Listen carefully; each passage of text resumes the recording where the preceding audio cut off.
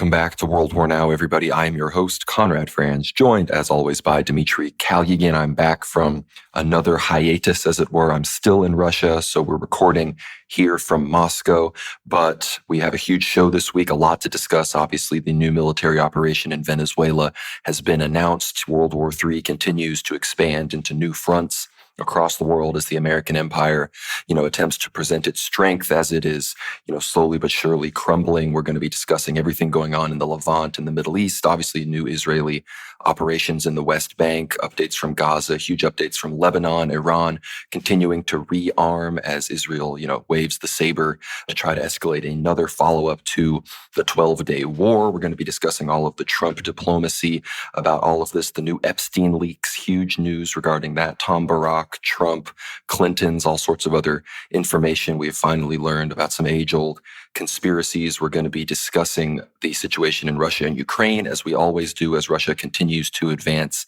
and Ukraine continues to beg for aid as Trump refuses to provide Tomahawk missiles and other expanded weapons aid. We're going to be discussing everything going on in Asia, Thailand-Cambodia war, the bellicose rhetoric escalating between Japan and China. We're going to be talking all about India, Pakistan, as well as a whole host of other issues. But obviously, we're going to start with the Venezuela issue. But I know I've been gone for a minute, Dmitry. This is a big week. How are you doing? Doing great, Conrad. It's really good to be back with you, of course, our standard World War Now episodes. And of course, we return to you back in the old school form at a very eventful week. So just glad to be here, of course, to discuss a lot of these major events. I think it's one of those precursory weeks, which I think we can always look back on and say, look, we've anticipated certain things taking place. And once you listen to the episode, you'll see exactly what those things will be. Crazy timeline right now. No, it's true. And, it was hard to format what order we wanted to talk about everything in this episode because it's all sort of connected with, Russia and China helping Venezuela, the Epstein leaks and everything having a lot to do with what's going on in Israel. Obviously, all the China stuff and the Japan stuff having to do with a lot of the recent trade and immigration discussions where Trump recently had a horrible interview with Laura Ingraham talking about Chinese foreign students and H-1B workers and all this other kind of stuff. So we're going to get into that American domestic side of things a little bit later into the episode, as well as, of course, the massive Epstein leaks that everybody is talking about. But we decided to start this episode with the Venezuela situation because by the time you're listening to this, bombs may very well be flying and landing, in Caracas in Venezuela, in an attempt to decapitate the Maduro regime and, at least according to the U.S., decapitate the quote-unquote narco-terrorist network, which, again, not disputing that there are narco-terrorists and, drug deals and drug smugglers coming out of Venezuela, but the idea that that is our most pressing drug issue is just ridiculous when you have, Mexico and Colombia and even China and these other places that are actually facilitating the mass flow of these drugs into America. But nonetheless, we have to talk about Pete Hegseth and Donald Trump announcing their new military campaign, Operation Southern Spear. This is from Dave DeCamp. On Thursday, it was announced that a new U.S. military campaign dubbed Operation Southern Sphere was ordered by President Trump. Hegseth's announcement came as U.S. officials revealed that the U.S. bombed another alleged drug-running boat in the region on Monday, marking the 20th strike and the 21st boat the U.S. military has blown up since the campaign began in early September. In the midst of all of this, of course, Trump was presented with various options to bomb Venezuela. He has not made a final decision yet. So again, things could change by the time that you are listening to this episode. But it says here, again, from Dave DeCamp, the report, which cited White House officials familiar with the meeting, said that Secretary of War Pete Hegseth and Chairman of the Joint Chiefs of Staff Dan Kane were involved in the briefing that presented potential options for the coming days regarding strikes on Venezuela, though no final decision was made. The report comes after signs that the president was cooling on the idea of launching a war with Venezuela, though a U.S. aircraft carrier, the USS Gerald Ford, and 3 U.S. Navy destroyers just arrived in the region, significantly bolstering U.S. forces in the Caribbean. That's on top of the other, 7 or 9 U.S. naval vessels that were already surrounding Venezuela in the Southern Caribbean. They're positioned in Trinidad and Tobago, Puerto Rico, all sorts of other U.S. vassals in the region. The leaks to CBS about the briefing could be part of the psychological operation against Maduro, aimed at pressuring him to voluntarily step down from power, though that's unlikely to happen. The Wall Street Journal reported on November 5th that the president expressed reservations about attacking Venezuela and that he was content with slowly building up U.S. forces in the region and continuing the illegal bombing campaign against alleged drug-running boats in the region. The push toward a regime change war in Venezuela is being driven by Secretary of State Marco Rubio, who also serves as Trump's national security advisor. Reports have said that Stephen Miller, the president's senior domestic policy advisor, also favors war, but there are concerns within the administration that taking out Maduro could plunge Venezuela into chaos and lead to another migrant crisis, akin to what happened in Libya after Muammar Gaddafi was brutally killed during a U.S. and NATO bombing campaign.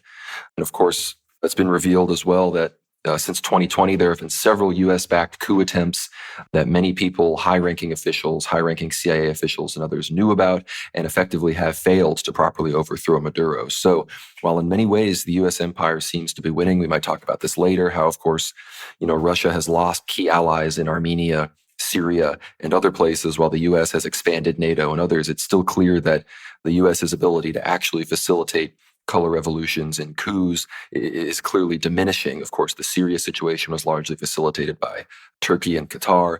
The Armenia situation was assisted by France and the willing Shabbos Goy Pashinyan himself. So while the U.S. has expanded in that regard, especially, Sweden and Finland getting into NATO as well, it wasn't just the U.S. doing those things. Whereas when the U.S. is acting alone with just its intelligence capabilities, it's clearly having a harder time deposing even, tin pot dictators like Maduro, who have no actual chance to stand up to the United States military. But in the midst of all of this, the Venezuelan foreign minister, Ivan Gil, he said, "We tell the empire not to dare. We are prepared and we are supported by legality, sovereignty, and morality. Venezuela is prepared to defend its sovereignty." So for the most part, the Venezuelan cabinet, the military have stuck by Maduro. So if there is a fight, there will be an actual war and it could get bloody. So despite the fact that everyone knows, if the U.S. decided to go in, they could easily wipe the floor with Venezuela. That doesn't mean that there won't be resistance and that there won't be a lot of violence.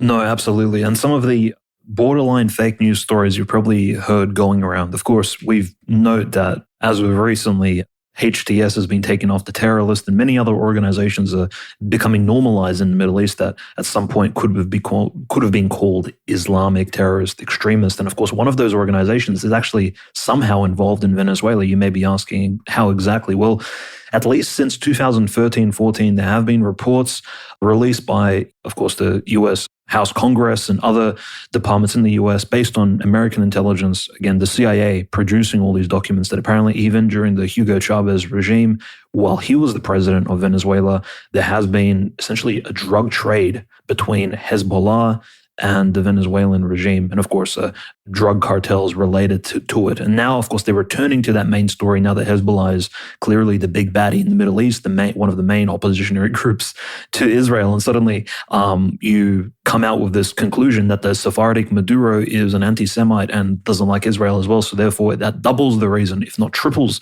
as to why his regime should fall. And I mean, even physically, Conrad, he does appear to be very Saddam Hussein-esque. And Saddam Hussein, I mean, he promoted suicide bombing raids from Hamas. He was compensating essentially the shaheeds who would blow themselves up. Of course, these are Palestinian extremists back during the first and second Intifada.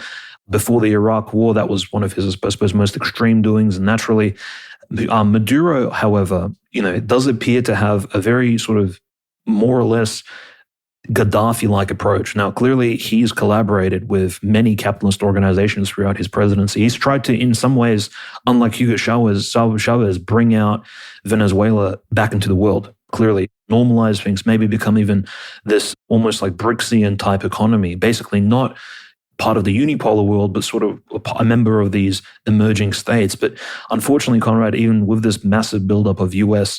troops, obviously naval forces, incredible, the Gerald Ford, for example, as well as the USS Iwo Jima, San Antonio, Fort Lauderdale, etc., and the San Juan base in Puerto Rico housing tens of F-35 bombers, which at this point we aren't even convinced, I think, by even reports from Venezuelans that they can take out those stealth fighters, right? We haven't seen that, for example, in Syria.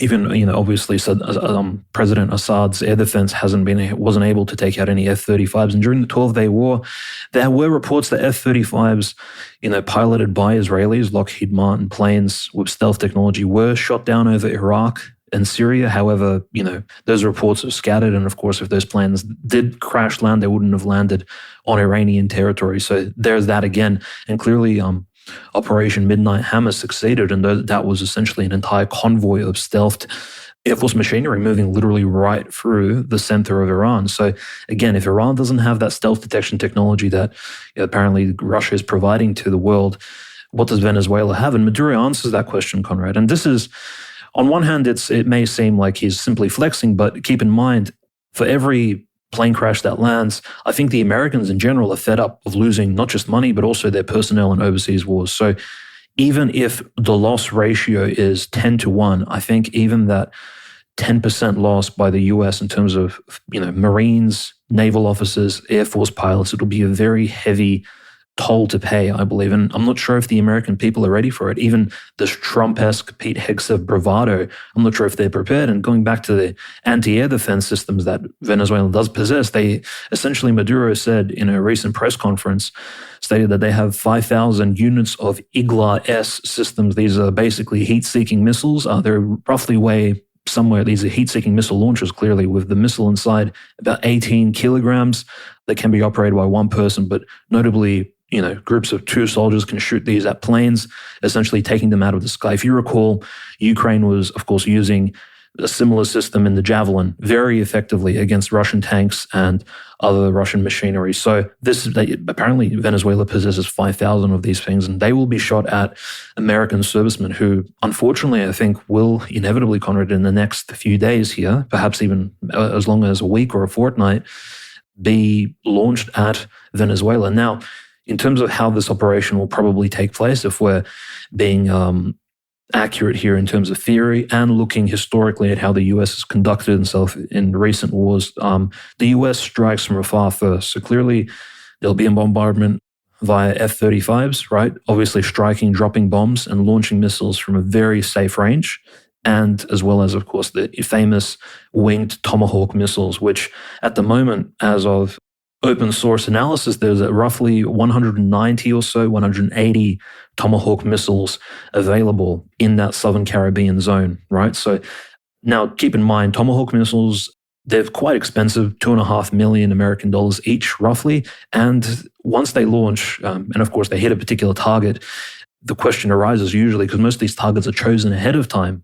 You shoot them at stationary targets, Venezuelan bases, air defense units, systems, troop barracks, maybe even government houses of decision-making, right? Or transportation hubs, for example, railroad stations, energy hubs, similar to how Russia has been doing with Kinzhals, Iskanders, etc. in Ukraine. But once all those targets are hit, and all the objectives are fired at, then it becomes a bit of a free flow and quite chaotic. So even if they do launch 50 Tomahawks, they will have 150 remaining, and there will be a big question as to who they strike. And this is when, of course, civilian lives will be put into danger because they will be essentially looking at a map of a blazing Venezuela, and they will say, well, we need to continue striking them, right? Because all these missiles can be launched in literally a matter of hours, right? Probably a 6-hour period.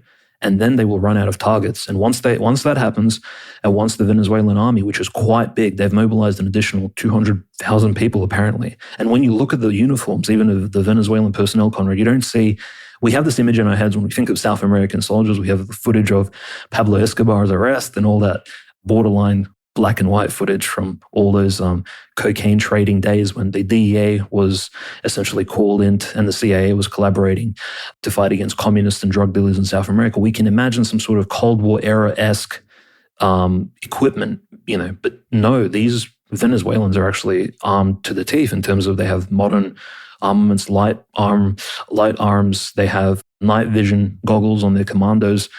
So will the US, obviously, they can, of course, enforce some amphibious strike, but it's very doubtful. I believe most likely, Conrad, we're going to see a long-range striking followed by the hoping, I think, on the American end, and of course, whichever allies they're going to invoke, probably Guyana, most definitely Colombia will be involved in this somehow because their president has made it known that he has a very anti-Venezuelan stance. Most likely, they will be hoping that there will be an internal coup within a blazing Venezuela, a lot of barracks on fire, and hopefully some of those Venezuelan generals, I think from the American perspective, will be going for that $50 million bounty, which is, mind you, more than, 100, 1,000 times the salary of any of these generals or field marshals in the Venezuelan military. So the reward is quite large for betraying your own fatherland and patriotic homeland for the average Venezuelan commander. And again, will they take that bait? Well, I suppose that's left to be seen. In any case, Venezuela is clearly heavily underprepared to stop any of these US strikes. We've seen even Iran bypass the Iron Dome recently, and the Iron Dome, the Israelis have been preparing anti-air defense systems basically for their entire existence, easily the last 40, 50 years, and still the Iranians breached that. So clearly, I think America has a lot prepared for Venezuela. And the only, I think, real question is, Conrad, why is Trump even commencing another war, given that he's apparently ended 8 of them, and now he is seemingly expanding America's interest in the South Caribbean for no particular reason, also spending American taxpayer dollars. Clearly, it's almost like a warm-up fight, similar against the Houthis in Yemen, almost preparing the Gerald Ford, the crews of these ships, also the pilots of these Air Force planes to prepare for maybe a larger war in the future. Obviously, the military experience gained by the US personnel here will be invaluable in the coming, and I think inevitable, hot Third World War that will begin either in the Middle East or, God forbid, on the territory of Europe in the near future. No, you're exactly correct. And the idea that there's a possibility that the U.S. would really take any casualties in a war with Venezuela, I think, is really one of the decision-making, final factors. Because sure, maybe the American people are fine with blowing things up and, decapitating, metaphorically speaking, Maduro and replacing the regime and all those sorts of things. There probably wouldn't be a lot of outrage of that besides from, the usual anti-war suspects like, us here at World War Now. But if any casualties, even one person, if even one American dies in these operations, I think there would be serious outrage and people would be angry and people would be wondering, why are we doing this? And I think it would also, bring more of Trump's warmongering around the world in these other areas into question. And as far as some of the other alliances go with Venezuela, because the main consideration is also, are Russia and China going to be able to put long-range bombers in Venezuela? Because at the end of the day, we have to remember that the U.S. has access already through, contracts and, big oil corporations like Chevron and British Petroleum. The West has easy access to most of Venezuela's massive oil reserves. So the idea that that's all that this is about is a little bit silly. It's about, removing one of the only pro-BRICS, pro-Russia, pro-China regimes that has some form of power and some form of relevant military, infrastructure, getting that out of the Western Hemisphere. And this is from laverdad.com, Spanish language website. It says the strategic partnership and cooperation agreement between Russia and Venezuela came into force on Wednesday, November 12th, after its promulgation by President Vladimir Putin and Nicolas Maduro, according to Russian state legal information portal. The two chambers of the Russian parliament this week urged the international community to condemn the provocative actions of the United States against Venezuela. The Russian president promulgated the law ratifying the agreement on October 27th, something Nicolas Maduro did on the 7th of the same month.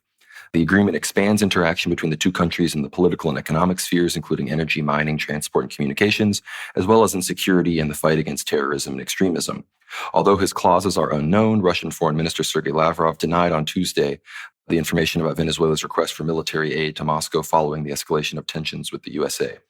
Lavrov said, no, we have not received any request, after which he added that Russia is prepared to fully comply with the obligations reciprocally enshrined in the agreement with our Venezuelan friends. So I guess, Dmitry, my question to you before we move into the Middle East is Russia actually willing to help Venezuela? Is this Russia sort of attempting to save face by saying, yes, we are allies with Venezuela, but, stopping short of actually agreeing to militarily guarantee the security of the Maduro regime? I'd love to hear your thoughts on that. Yes, I think the real show will take place when the actual bombs will begin flying, when the winged Tomahawk missiles will hit their targets. And then, of course, there will probably be this Machado, winner, Nobel Peace Prize winning transitional government installed somewhere with an entire transitional cabinet ready to go into work. The timing at which Russia recognizes this alleged new transitional government, I think, will tell us exactly when the Kremlin will fold its cards, so to speak. Because if you recall, in 2011, during the, of course, NATO bombing of Libya and the declaration of the no-fly zone, Medvedev's Russia, right, with Putin being the prime minister. Allegedly, Putin was not involved in this at all, but let's just say President Medvedev and his cabinet, they actually recognized the transitional government against Gaddafi. Transitional government, of course, partially occupied by extremists, liberals, and basically the Muslim Brotherhood type crowd in Libya. And that really showed whose side Russia was on, at least in that North African conflict. But here, Conrad, there does appear to be, there are Russian ships. There's at least 2 Russian warships in that location, somewhere around Brazil, Venezuela, most likely further down towards Brazil, and definitely Russian nuclear submarines in the Atlantic. Like, we know that because a Russian nuclear submarine recently has had an error in the La Manche Straits between France and the UK. So a Russian submarine has surfaced there between France and the UK. And by the way, and they were making fun of the fact that, oh wow, the Russian submarine had some sort of error on board, so it had to come up basically for essentially first aid type repairs over there in Europe, right? So everyone was making fun. But the fact of the matter is, nobody knew that a Russian nuclear submarine was literally circling the UK. And so, yes, definitely there are Russian submarines, most likely with nuclear warheads on board. And I don't mean to scare anyone here, but they are located nearby, but they are just simply observing. And I think, Conrad, unfortunately, the Ilyushin planes bringing in some sort of cargo, we saw those same Ilyushin planes bringing in cargo into Iran before the 12-day war, and yet still Russia did not act. So unfortunately, I think the inevitability of the entire conflict will be that the US is in the driver's seat. Russia invoking international law, I think that just shows you where exactly it'll stand. And it'll stand on the passive end of the spectrum of activity, whether or not to, naturally, there'll be maybe a call, right? An Among Us type call for, a Security Council meeting, but that may not be heeded. There clearly will be vetoes from America. And China's protest, of course, won't be heard because at the moment we've almost went into a full-on economic lockdown between America and China. So Trump is actually not afraid of China as much as he was in April. Some things have changed. I think definitely the world is becoming a much more conflictual and a complicated place. And I think Venezuela, unfortunately, and Maduro himself, for all of his faults and his desperate sort of, calls for aid in the West, the calls for recognizing as some sort of transition or that he will change, perhaps it's simply not enough. They want him gone for whatever reason. They want a new regime installed, and they want somebody loyal in Venezuela, as you said correctly. So I think Russia, unfortunately, Conrad, is going to stand down. That's my prediction. I will be very surprised if there is any assistance beyond, of course, that which has already been provided. So Venezuela does have Sukhoi planes. They have as I said earlier, missile systems provided by Russia, heat-seeking missiles. Does Venezuela have S-400 missile launchers? I doubt that very much. Honestly, we found out recently that President Assad's Syria did not have S-400 missile systems. We are unsure if Iran had S-400. These are basically the top-of-the-line air defense launchers that Russia has. And of course, Russia itself has hundreds of these, but they are rarely available for export, only for the most loyal of allies. And if you were to ask me, Conrad, 2 years ago when we even commenced this podcast, early on, would Venezuela be considered a super strong ally of Russia, even amongst the top 5 next countries? I would probably say no. So that I think the arms that Russia has given Venezuela are subpar compared to even those that were provided to, for example, Iran or Syria, and yet we saw the results of those. And I don't want to bring technology down. Of course, these are complicated times. In any case, I think Russia is going to definitely allow the US, give it essentially as much freedom as the US pleases. We can even see this in the positive statements of Maria Zakharova, the right-hand lady of Lavrov, basically still defending Trump in almost every single press conference. Very bizarre, even though Trump's about to declare war on essentially a Russian quasi-socialistic ally in South America. So I think the writing's on the wall. That's exactly what I'm thinking as well. And I think, unfortunately, we're going to discuss as well, Russia, how they're stretched thin in Ukraine and they're incapable of doing anything to somebody like Venezuela all the way across the region. And they're frankly, I don't think even capable of defending Iran as much as they may like to, or as much as people may think they should. We're obviously going to discuss that in a second. Some interesting leaks about Russia and Israeli communications regarding Hezbollah and supply lines into Syria. We're going to get into that in a second. But last things to say on Venezuela. Of course, Venezuela does have F-16s in their air force. They've, been doing, the closest thing they can to shows of force by, flying at the edges of their airspace out over the ocean with these F-16s. So look, again, the idea that the U.S. would lose a confrontation like this, of course, is ridiculous. But the idea that they wouldn't face some casualties, I think, is equally as ridiculous, which I think might be the main thing holding Trump back for now. But as far as Venezuela's actual regional allies, unfortunately, they almost don't exist. There have been rumors that Maduro's been flying back and forth to Cuba to be with Diaz-Canel, the president there. Obviously, Cuba and Venezuela are allies. We've had recently the president of Nicaragua has been, condemning the U.S. empire, standing with Russia, China, and Venezuela. Of course, Gustavo Petro in Colombia as well is a Maduro ally, but he's basically a lame duck president right now. He's already lost the election. So he's able to say all these crazy things because ultimately it doesn't really mean anything. So if all Venezuela has is Cuba, Nicaragua, Colombia, and maybe one or two other small irrelevant South American countries, then unfortunately that is not enough to stand up against really anybody, let alone the United States empire. Gustavo Petro, the president of Colombia, proposed, again, in a sort of ridiculous way, knowing that it won't really do anything, a sort of new united Colombia Bolivarian state with Colombia, Venezuela, Ecuador, and Panama forming a sort of union. Obviously, something like that won't happen. But, in theory, a lot of those governments might be willing to do something like that, but the U.S. would obviously never allow that to occur. The U.S. presence in Panama is obviously extensive, so they would not allow something like that to happen. But it's time to probably move away from South America and the Southern Caribbean. We're going to be watching it closely. Like I said, by the time you're listening to this, bombs may be flying. We hope not, but it seems that things might be moving in that direction if Marco Rubio gets his way and is able to convince Trump to follow his plans and do exactly what he wants to do. But we have to move over to the sort of past, the centerpiece of the past 2 years of World War now in geopolitics, and that is the Levant, the Israel-Palestine conflict. Israel has launched extensive drills and expanded its military operation in the West Bank. They recently killed 2 15-year-old boys in the West Bank. They've been torching mosques, a lot of, egregious oversteps of any kind of treaty or any kind of understanding that the region has. But unfortunately, it appears that nobody is willing to stand up to them. We, of course, had al-Shara visit the president of Syria, al-Jolani visit the U.S. recently, so we're going to be discussing all of that. But again, we've been seeing massive settler attacks across the West Bank. We remember recently those videos of the journalists getting assaulted, American journalists. We discussed that on the last show that I was here on World War Now for.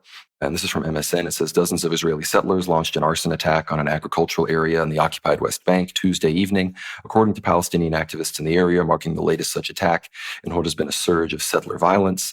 The attack took place in the town of Beit Lead, east of Tulkarm, damaging the Der Sharaf Bedouin village and the al-Junaidi dairy factory, videos show, and residents told CNN. So obviously, Israel continues its multi-front war. They've actually been striking Khan Yunis recently. I don't know if that's behind or in front of the yellow line, but Israel has violated the ceasefire in Gaza several times. Obviously, the Lebanon ceasefire effectively never existed. We're going to talk about Lebanon and Hezbollah in a second. But the massive drills that Israel has launched across the West Bank, they're scheduled to continue for 3 days, covering large areas, the Jordan Valley, the border region with Jordan. The Army described the drills as part of an effort to draw operational lessons from the events of October 7th and raise the level of preparedness for what it called potential escalation scenarios, including armed operations or infiltration attempts originating from the West Bank and directed at Israeli settlements or military positions. And this is from Rerum Novarum. I don't know if this is super accurate or if this is Israeli Hasbara attempting to justify their expansions into the West Bank, but RN says Iran has ramped up the smuggling and arming of Palestinian militant groups in the West Bank, particularly Palestinian Islamic Jihad, the Al-Aqsa Martyrs Brigade, and the Popular Front for the Liberation of Palestine are among the groups receiving weapons.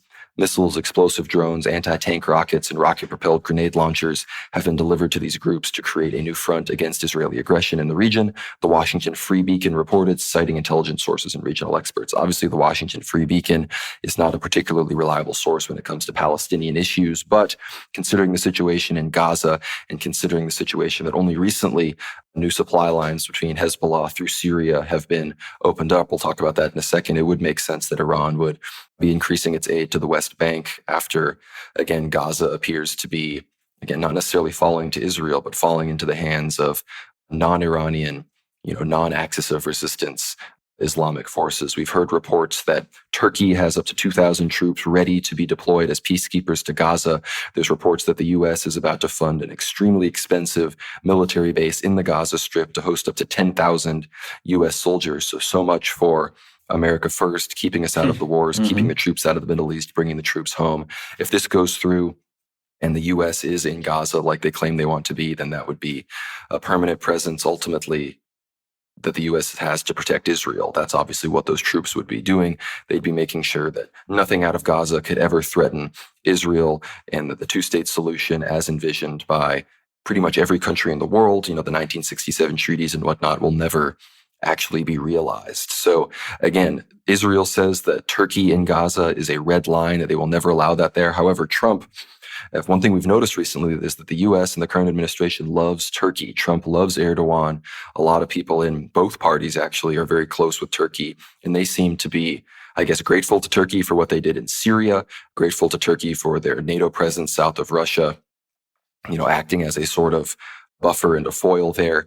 So clearly the U.S. wants to boost Turkey's presence in the region, and that's a point of contention between the United States and Israel, because Israel, it seems the only forces that they would accept within the Gaza Strip are the United Arab Emirates, potentially Azerbaijan, and then the United States itself, which is very funny that Azerbaijan, basically a client state of Turkey, has such great relationship with Israel, whereas Turkey itself and Israel seem to be on something of a collision course. So I'd love to hear your thoughts on Gaza and the West Bank, Dmitry, before we discuss Lebanon.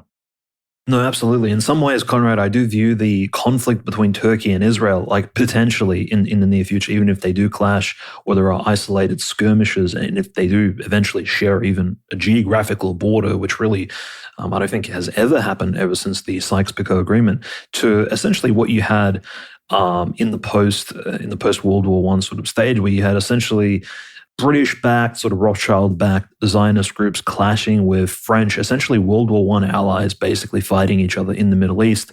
And in this case as well, it's almost like basically the winners dividing the pizza or the massive cake or pie, whatever this particular region of the Holy Land in the Middle East is, and they're simply arguing amongst each other as to who will take the greater lot. And clearly Israel being one of the rare countries amongst Taiwan, South Korea, and Japan, like one of the biggest allies of the US that isn't a member of NATO, and Turkey, however, is the second largest, of course, military in NATO. NATO, of course, initially during the first Trump presidency, Conrad, if you recall, there was all these threats, right, from Trump 2017, 18, etc., where Trump said, look, we're not going to stop funding NATO.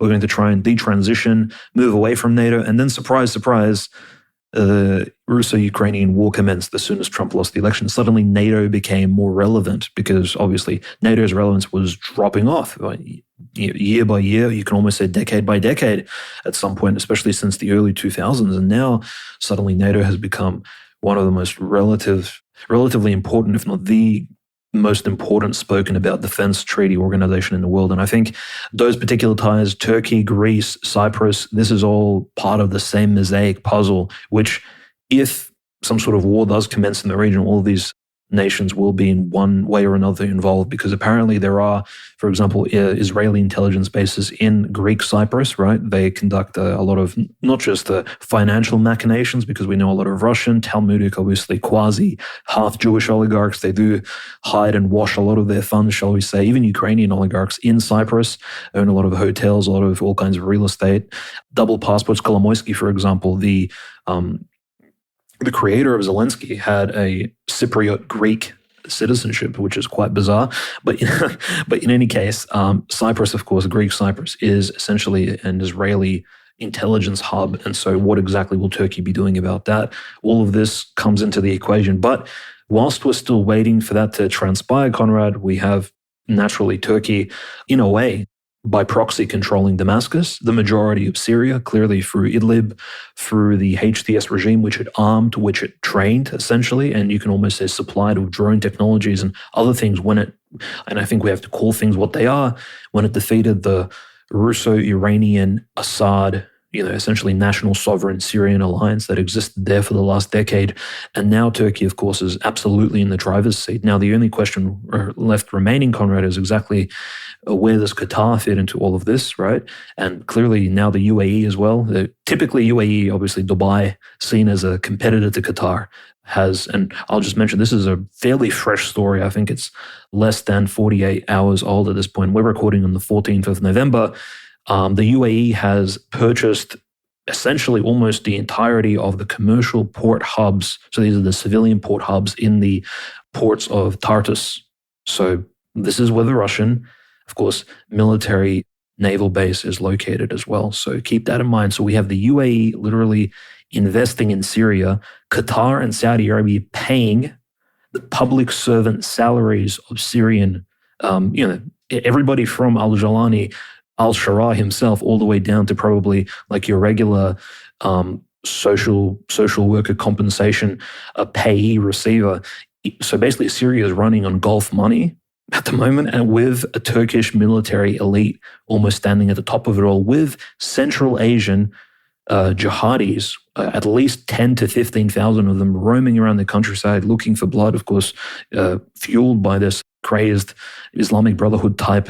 And I don't use this in a weird Zionist sort of derogatory term. I mean, really radical Islamism, Sunni Islamism roaming around the countryside. And these are Central Asians, basically.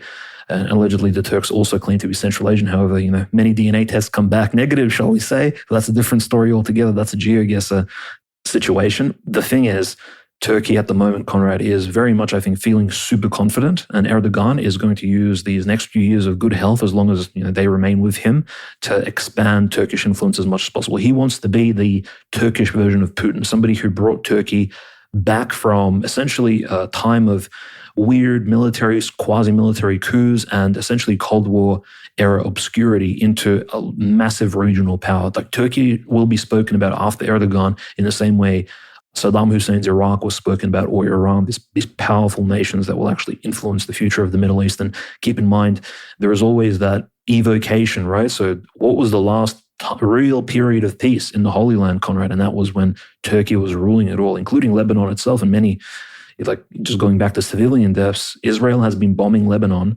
And as we're recording here, every single day, dropping bombs south of the Litani River. Again, they claim to be hitting Hezbollah arms depots, Hezbollah tunnel entrances, etc., basically enemy targets for the Israelis. But we know that naturally, sometimes a bomb or two will hit a civilian target here or there, and naturally nobody will be held accountable. There won't be any international outrage. There's a certain Middle Eastern death fatigue, which is very bizarre. I mean, this is something very strange. It's almost like the world has just stopped caring about the deaths in the Levant region, period.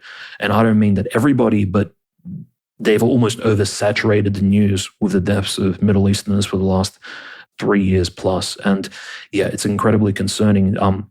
The other, of course, big news, and we can kind of tell the intentions of Israel in Lebanon, right? So Conrad noticed, on one hand, they call for Hezbollah's disarmament. On the other hand, they prod and probe and try to picket Lebanon, especially the Lebanese patriots, most of which, especially those of the Shia Islamic background, religiously speaking, are members of Hezbollah, which is roughly almost the same size as the Lebanese army, probably much more armed and definitely much more militarily experienced. They prod at these particular groups by essentially posting online. So there's an Israeli settler group site, essentially very popular in Israel. This is where Zionists spread their essentially aggressive news about how greater Israel will expand. And they started to essentially offer pre-sales of suburbs, apartment buildings in the city of Tyre in Turkey, in Lebanon, right? So of course, these are all very biblical cities. And Nebuchadnezzar, just after he took Jerusalem in the Old Testament, he tried to take the city of Tyre, but he failed. Later, Alexander the Great would finally take that impregnable ancient city on the coast of Lebanon. And so the settlers are actually interested in Lebanese land south of the Litani River, Conrad. And not just that, there's also a particular strip 1 kilometer into southern Lebanon that the Israelis have begun constructing a wall at. So in particular, the Aitarun direction, there's a massive, like several meters tall. These walls are very similar to those, of course, that the Israelis have been building, not just around Gaza, but clearly that those West Bank walls that we all see when we take pilgrimage to the Holy Land, it's very sort of uncanny. It looks kind of dystopian, like almost like 1984-esque, post-apocalyptic, big concrete, steel reinforced fences. They're building a fence on Lebanese soil. Absolutely insane. So clearly the intentions are not just to disarm Hezbollah. There's more in the works, and we can kind of see that based on what the Israeli settlers have been doing in sort of the southwestern corners of Syria as well, already kind of settling in, no pun intended. So Zionism, this is basically where it pushes these fanatical Talmudic members of the new quasi-Israeli nation. So incredibly concerning because, again, Conrad, these people will keep agitating the situation. Like, this is absolutely clear to us. These people don't want peace. I think they've tasted blood, just like wild lions somewhere in Africa during the colonial period, and now they're officially man-eaters. They've killed tens of thousands of Palestinians in Gaza. Gaza has been completely bloodied.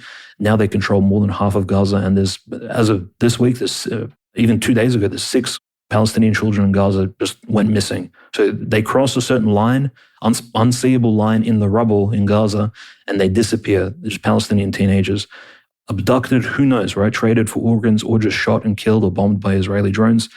These sort of things, the Israelis, I think they want that for southern Lebanon as well, because they see them as, people who have, how dare they stand up to the mighty Israeli sort of nation of the future New World Order. And yeah, they will continue to slaughter the Goyim, of course, until they are stopped. And who will stop them if the greatest military on earth, the US, is essentially funding this entire operation? Unspeakable tens of billions are being provided to Israel. Every Lebanese person that dies and has died in the last 2+ years, Conrad, of course, a portion of that accountability falls on the US decision makers who support this entire hawkish foreign policy by the state of Israel. Well, that's exactly right. And you mentioned that wall. I mean, Israel is de facto annexing fairly large swaths of Lebanon without announcing it, without saying anything, just, in the fog of war, in the uncontrolled south.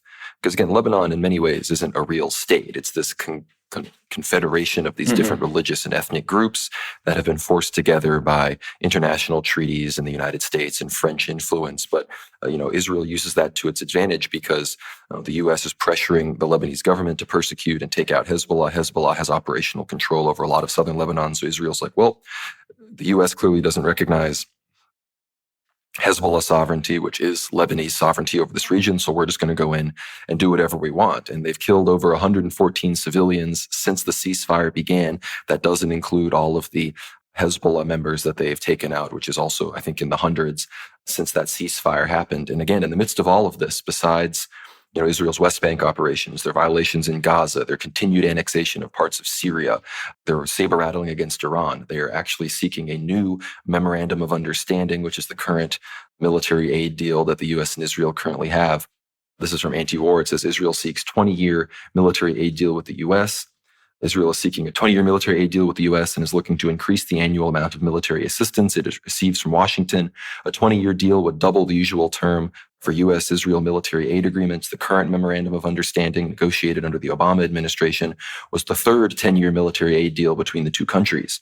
The current MOU, under which the U.S. provides Israel with $3.8 billion in military aid each year, expires in 2028, and the Axios report said that Israeli officials hope to have a replacement deal in place over the next year.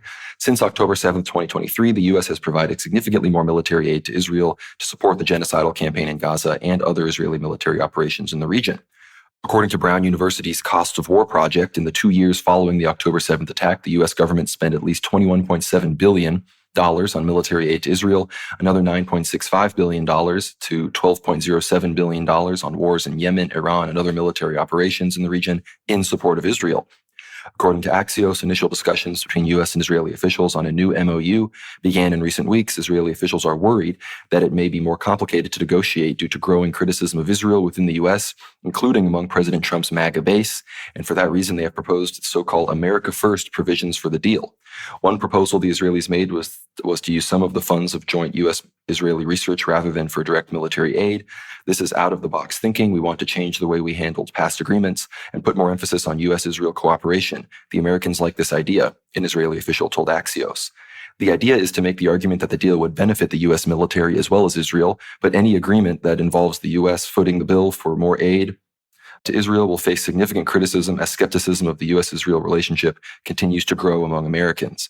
There's no such thing as America First tweaks to such a deal, John Hoffman, a research fellow for foreign policy at the Cato Institute, wrote on X in response to the news. The Israelis want a 20-year memorandum of understanding and will likely ask for an increase to the current $3.8 billion they receive annually. This is the epitome of America last. Israel is a strategic liability. Walk away. And I'm surprised that the Cato Institute would come out saying this, because Cato is a notoriously neoconservative, liberal, frankly, organization within conservative politics. They advocate for open borders, unlimited cheap labor for corporations in the United States. So it's interesting that John Hoffman would say this. I think the Cato Institute is clearly trying to pivot to embrace the more America First sentiment that is growing in the United States, especially on the right.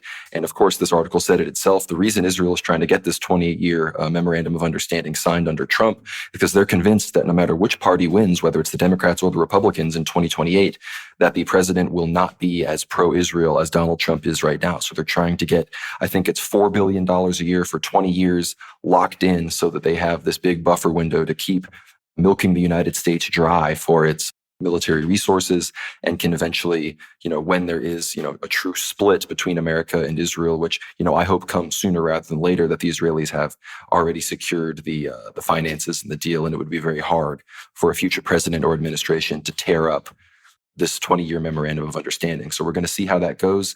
I mean, even J.D. Vance would be, he'd be hard pressed to justify signing this, in 2028 if he wins the next election, because he's already under intense scrutiny by all the America First faction within the United States. So very interesting developments there. And before we move to discussing Iran, which is the main reason why Israel wants this aid, they fear the revanchism of Iran. They're rebuilding their missile program, even expanding their missile program. They, I think, are continuing their nuclear research at Pickaxe Mountain. We're going to be discussing all that in a second. But to finish things up in Lebanon, Jewish media, this is from Middle East Spectator, citing Hebrew media, Hezbollah is recovering dramatically fast. Within just the past 2 weeks, about 4,000 rockets were smuggled from Syria to Lebanon, including hundreds of long-range rockets and more than 250 suicide drones. Hebrew media also reports that Hezbollah has managed to restore large weapons smuggling networks throughout Syria, stating that Syrian security forces are easy to bribe, partly due to their low salaries. So again, Israel is playing a dangerous game with its continued strikes on Hezbollah. Naim Qassem finally said that if these strikes continue and we continue to be chipped away at, that we will respond. Again, there's been reports that Kiryat Shmona and these other Israeli towns have not even fully been rebuilt, and a lot of the residents haven't been able to return to the north, showing how effective Hezbollah was at disrupting day-to-day life in northern Israel, really giving it to them as the genocide in Gaza continues. So Hezbollah clearly is, the most relevant part of the axis of resistance, more so than whatever Iranian forces exist in Gaza and the West Bank, more so than the Houthis, not because they're more committed, but the Houthis and the Yemenis are just so far away that it's very easy for Israel to shoot down anything that they shoot at them. And of course, Iran has to contend with the fact that the U.S. will bomb them the moment they decide to start attacking Israel once again. So Hezbollah is a really key node in the resistance here. And it seems that, again, due to the low salaries and the lack of operational control over the entire Syrian landmass that the HTS al-Jolani, al-Shura government currently has, that these supply lines have been opened up again. So any final thoughts you have on Lebanon, Dmitry? And then we need to talk about al-Shura, al-Jolani's visit to the United States, because despite the fact that Syria seems like it's about to recognize Israel, the U.S. and Syria are signing all sorts of anti-terrorism deals. It appears that Syria still is demanding total Israeli withdrawal from the south, from the Druze regions. There have been renewed clashes in al-Suwaida between, the Bedouin tribes and the allies of the Syrian regime and the Druze militias. But again, it's clear that the U.S. is trying to make sure Syria comes along, not just to obviously secure Syria and Israel's northern border, but also to prevent what we're just seeing right now with these new supply lines that Hezbollah has achieved. So what do you make of al-Jolani's visit to the United States, and what do you think is the future of Syria as they, move towards normalization with all of the Western powers? Because there's even been clashes between Syrian forces and Hezbollah-aligned tribes along the border, and it seems that the Syrians are still incapable of really having operational control over even all the territory they currently claim to control. Absolutely. If we even think back to the beginning of the Syrian civil war, especially once Operation Timber Sycamore kicked off and the Obama administration really pushed the gas pedal on essentially launching ISIS and launching all of these civil breakaway separatist conflicts within Syria. Since that time, since 2013, 14 onwards, Syria has been divided. It really has had this no man's land type feeling in many of its areas, including, of course, the David's Corridor, located along the border of the country Jordan and Iraq, as well as provinces like Idlib and, of course, in the northeast. There's entire areas which technically they're just labeled as Bedouin roaming sites, and it's just confusing as to what exactly is located there. And, of course, the U.S. clearly still having bases in the east, and naturally these bases are expanding. Of course, the biggest change, Conrad, many people, in fact, there's been so many news that we've kind of had to circle back and really go over a lot of these minor news stories. But I don't think this one's very small, because in some cases, this is a mimicking. It's you can almost say a sign of disrespect by the Trump administration towards Vladimir Vladimirovich Putin and the Russian administration, because it's been already announced that the U.S. will establish a presence at the Damascus airbase. Now, mind you, this is the same airbase that Israel has been bombing for more than a decade. It's the same airbase that the U.S. actually tomahawk striked in 2016, I believe, 17 and onwards. So almost like they marked their territory like a dog would, and now they're, of course, roosting over it like a dragon, like Smaug at the Lonely Mountain. The U.S. is moving into Damascus. These al-Sharaa relations. Naturally, there is an aspect to this that is more than just geopolitically convenient and pragmatic. It's not just about Machiavellianism, Conrad. There is a religious, spiritual aspect to this as well. Al-Sharaa's visit, of course, aligns with the 250-year anniversary of the U.S. Marine Corps. Of course, they founded on the 10th of November, 1775. So incredible, one of the, of course, oldest military units in the U.S. And, of course, al-Sharaa, ISIS, Al-Qaeda, the organizations this man has worked for, of course, beheaded, worked with, killed Marines. So, and he almost gets almost like he's present there for the parade. This is a buck-breaking, a humiliation ritual, essentially taken on by the Trump administration and essentially the entirety of the U.S.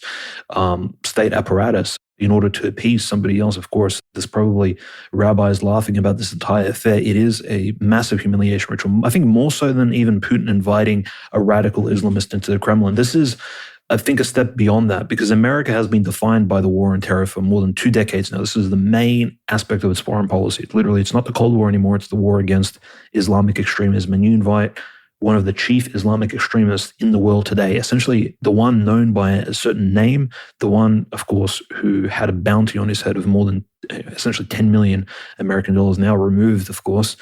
And he's there present in the White House. He's there in New York for the United Nations meeting. It's not a Che Guevara style meeting. This is somebody who is being sprayed cologne on by the president of America. And of course, they're joking about how many wives he has. And I'll tell you what's really insidious about this. This is really uncanny, and it's just gross. We're going to look back at this as something crazier than the Kennedys hanging out with the mob, Marilyn Monroe, and like all kinds of Jewish shenanigans happening in the 1950s and 60s, because this is a level of corruption that, even Trump bringing up the subject of Trump being a womanizer himself, many times divorced, etc., bring up the subject of how many wives do you have? And that's incredibly concerning given al-Sharaa. There's been very credible rumors about him taking essentially, let's just call it what it is, war brides in Syria. We know al-Baghdadi had war brides personally. This is something that ISIS, al-Qaeda fighters do. And of course, beyond the 4 legal wives that he had, and he apparently has one public wife, but who knows who else he has in his harem. And Trump is joking about, it's completely disgusting. I don't think our listeners really need this sort of reiterated, because most of them probably of the same mind. And if not, this is, again, something really concerning that they should take into account. America has essentially allied itself with active terrorists who only this year, not even 12 months ago, Conrad, have been already slaughtered.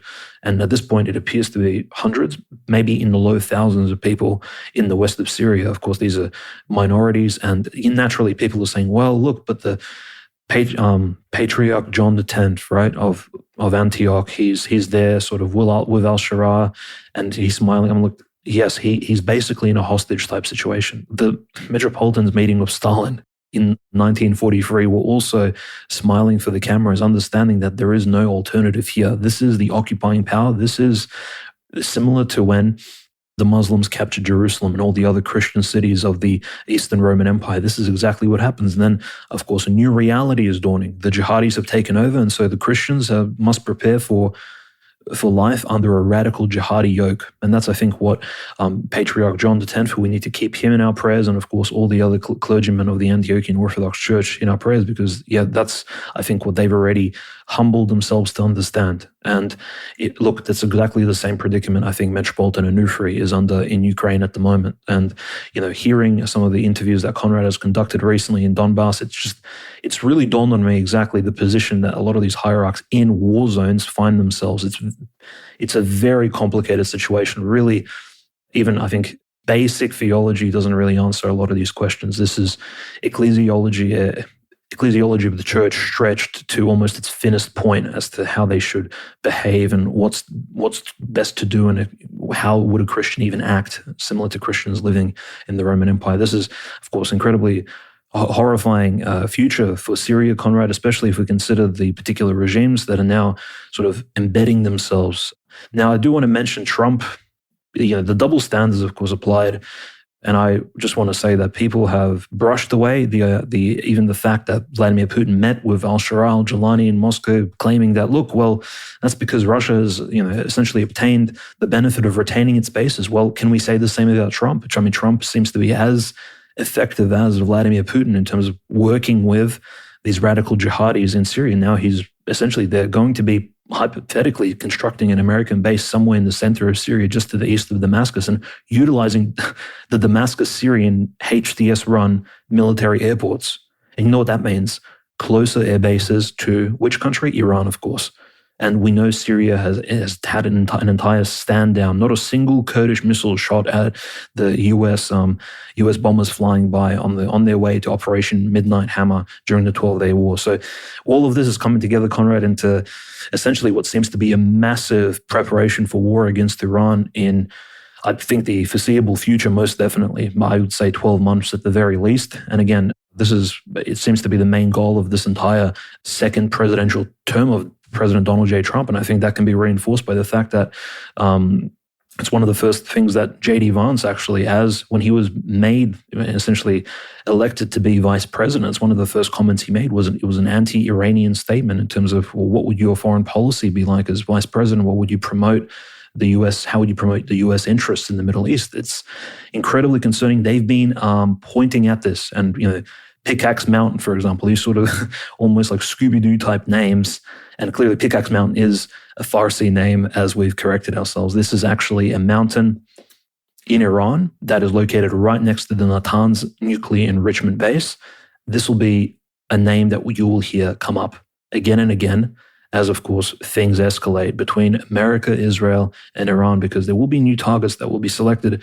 And, for many of us probably considered perhaps Iran did collaborate, and it was a de-escalatory collaboration, allowing the B-2 bombers and their F-35 escorts to fly through essentially the center of Iran and drop those bombs at, once the nuclear centrifuges were removed. But where are those centrifuges? They need to be held in a particular safe zones, can't be held in regular, warehouses. They need to be held underground, secured, stabilized. These are heavy machinery, very expensive. Simply, it's something you cannot recreate. It takes years.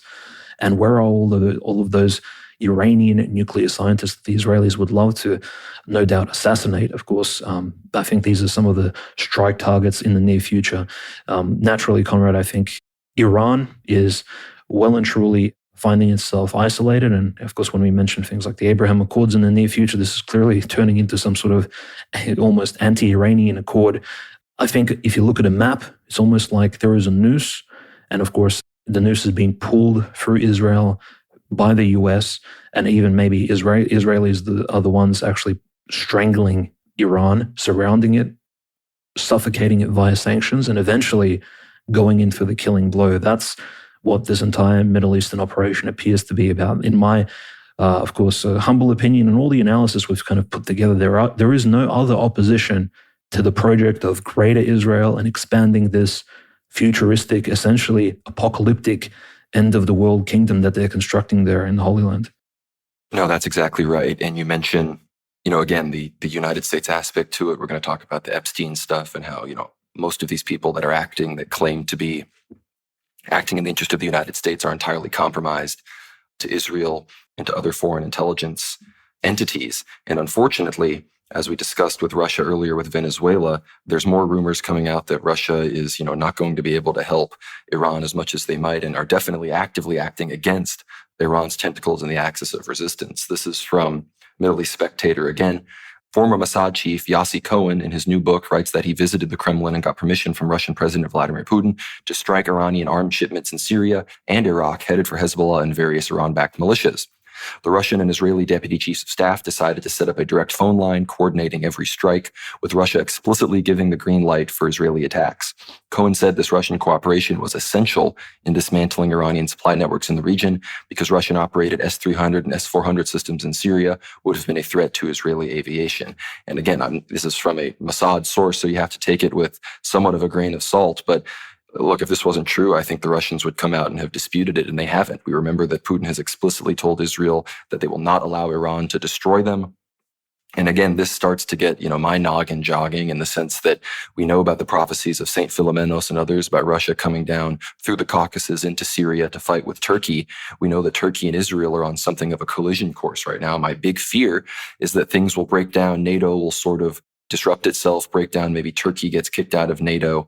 Greece ultimately ends up being the one that the U.S. sides with instead of Turkey, which I'm still skeptical on that front. But if this scenario plays out, that would need to happen. And then Russia, again, St. Philomenos said that the Russians would go and make it all the way down to Mount Tabor. My fear is that what if the Russians do that in defense of Israel, to take out Hezbollah, to take out Turkey and their actors within Syria, and to neutralize the Iranian axis of resistance on behalf of Israel? That's one of my biggest fears. And the question is will Russia be pushed into actually supporting its allies, Iran, North Korea, China, Venezuela, or will they completely balk and give in to, U.S. concessions in Ukraine for their assistance and concession to being on the Western U.S.-Israeli side of things in the Levant and in the Middle East? That's a very real and very big fear of mine, which I really hope doesn't manifest. But again, speaking of compromise and blackmail, this is a bit of a teaser for our discussion on the Epstein leaks in a second.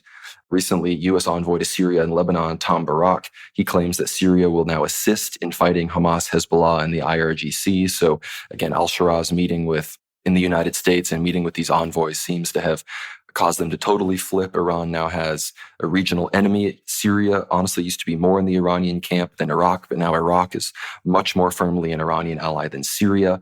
And again, the only thing that's allowing Hezbollah to be maintained here is Syria's tentative grasp, Damascus, al-Shara, their tentative grasp on the entirety of the country. And if the US, Israel, Turkey are able to assist al-Jolani in actually securing operational control over his entire country, then Hezbollah is going to be completely hung out to dry, and the Iranians are going to have almost no methods of arming them and supporting them. But Tom Barak, again, in the midst of all of this, he was one of probably the most embarrassed and the most shamed of all the Epstein leaks. Epstein sent him an email saying, "Send photos of you with a child to make me smile," which again is just, again, maybe he wanted to send a picture of Tom Barak and his own children or something like that. But it sounds to me like Tom Barak was hanging out with some pretty unsavory characters and thus has a fairly extensive blackmail on him, which would explain why he is both the ambassador to Turkey, the envoy to Syria, and the main person negotiating the situation in Lebanon. So in general, Tom Barak, probably the most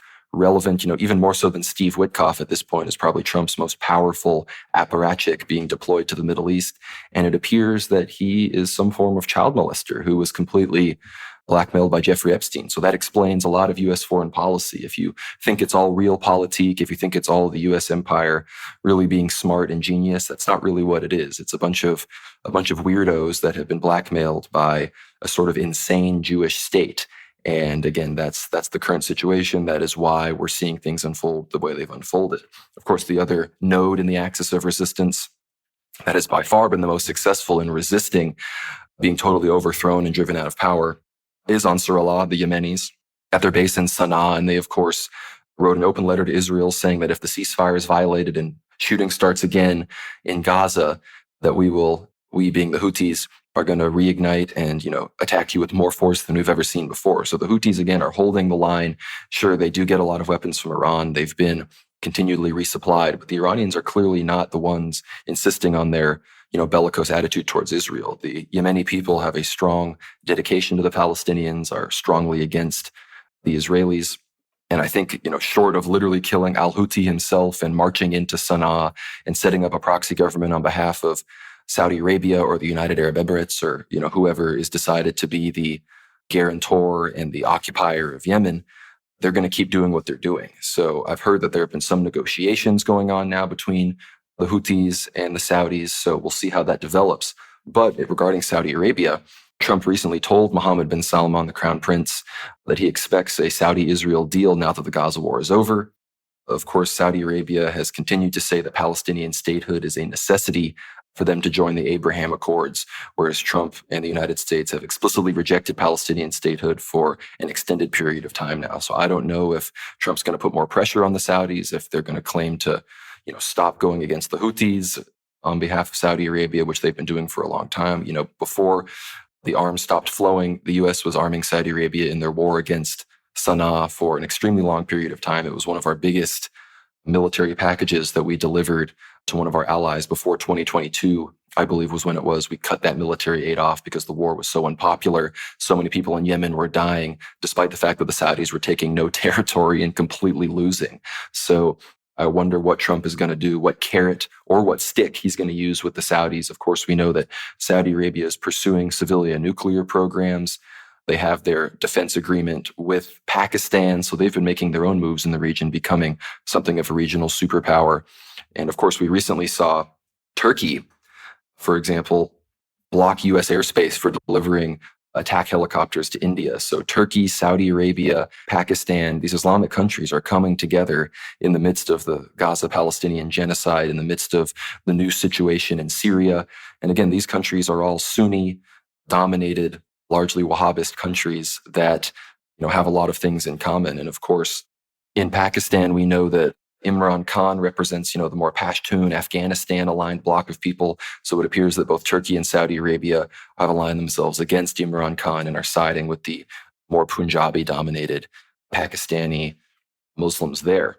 But before we get out of this region entirely and discuss a little bit of things in Africa and then move on to Russia, there was the Turkish C-130 plane crash over Georgia that everybody on board, 20 Turkish NATO soldiers, were killed. You can see the video of the plane spiraling down to the ground and crashing.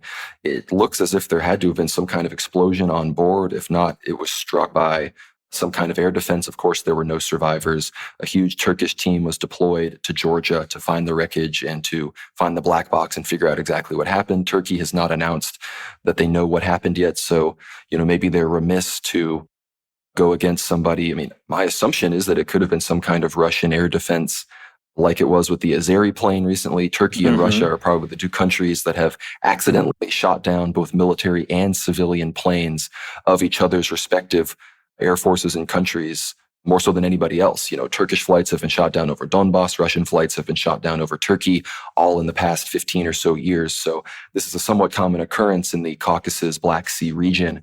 But again, we have to wait and see if there's a real cause announced. Again, I would not be surprised if Russia is going to get forced into apologizing to another Turkic country, just like they finally apologized to Azerbaijan over the plane that they shot down, which, again, Russia was, I think, monitoring their relations with Azerbaijan, seeing that Azerbaijan was continuing to turn against them, but I guess finally decided that they would rather try to win Azerbaijan's affections back. So they apologized, which, again, I think is a negative sign towards the potential for Russia ultimately aligning itself with Israel if a new war with Iran really does break out. Because again, if a war with Iran and Israel breaks out and it goes longer than the 12-day war and the Iranians really, harden their hearts, as it were, Israel really will be in danger of being destroyed. We saw what Iran was able to do with its very limited strikes that it did. That was very much just a response to what Israel was doing in the United States, striking their bases. If Iran really does decide that, they're going to go for broke on this, Israel is in real danger.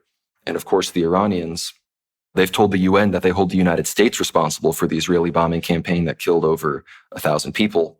It says here, Iranian Foreign Minister Abbas Araghchi has sent a letter to top UN officials calling for the U.S. to be held accountable for Israel's attacks on Iran during the 12-day war, which killed more than 1,000 people, including senior military officials, nuclear scientists, and many civilians.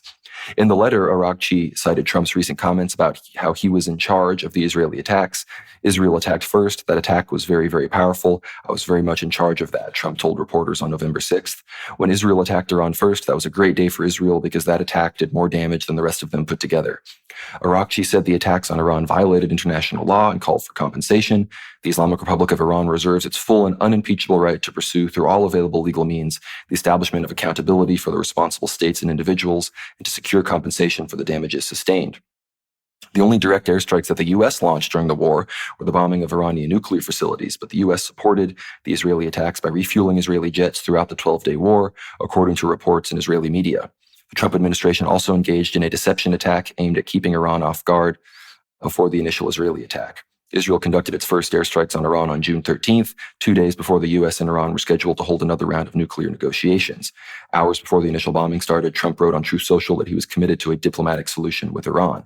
According to Iran's Foundation for Martyrs in Veteran Affairs, at least 1,100 people were killed in Iran during the bombing campaign, including 132 women and 45 children. The U.S.-funded Washington-based NGO Human Rights Activists in Iran, which is very critical of the Iranian government, has said that it identified 436 civilians and 434 members of Iran's security forces who were killed.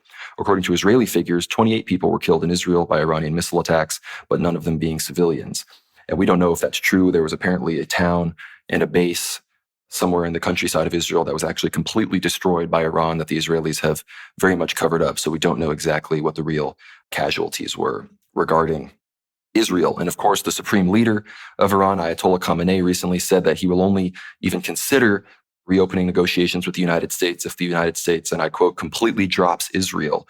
So the Iranians are trying to somehow, I think, lean on sentiment within the U.S. that's going against Israel to pressure the U.S. to sort of take a step back, which would then allow Iran to potentially strike Israel and do real damage without fear of a United States response. This is from oilprice.com. It says Iran is rebuilding its nuclear program deep underground. U.S. strikes on 3 Iranian nuclear sites in June slowed down the nuclear program, likely buried Iran's stockpile of highly enriched uranium, and effectively paused enrichment activities. The attacks prompted Iran to reevaluate its nuclear strategy, and after declaring the end of international oversight of its nuclear program due to the expiry of the 2015 nuclear deal in October, Tehran, which maintains it has never and will not seek to weaponize its nuclear program, now operates with strategic opacity.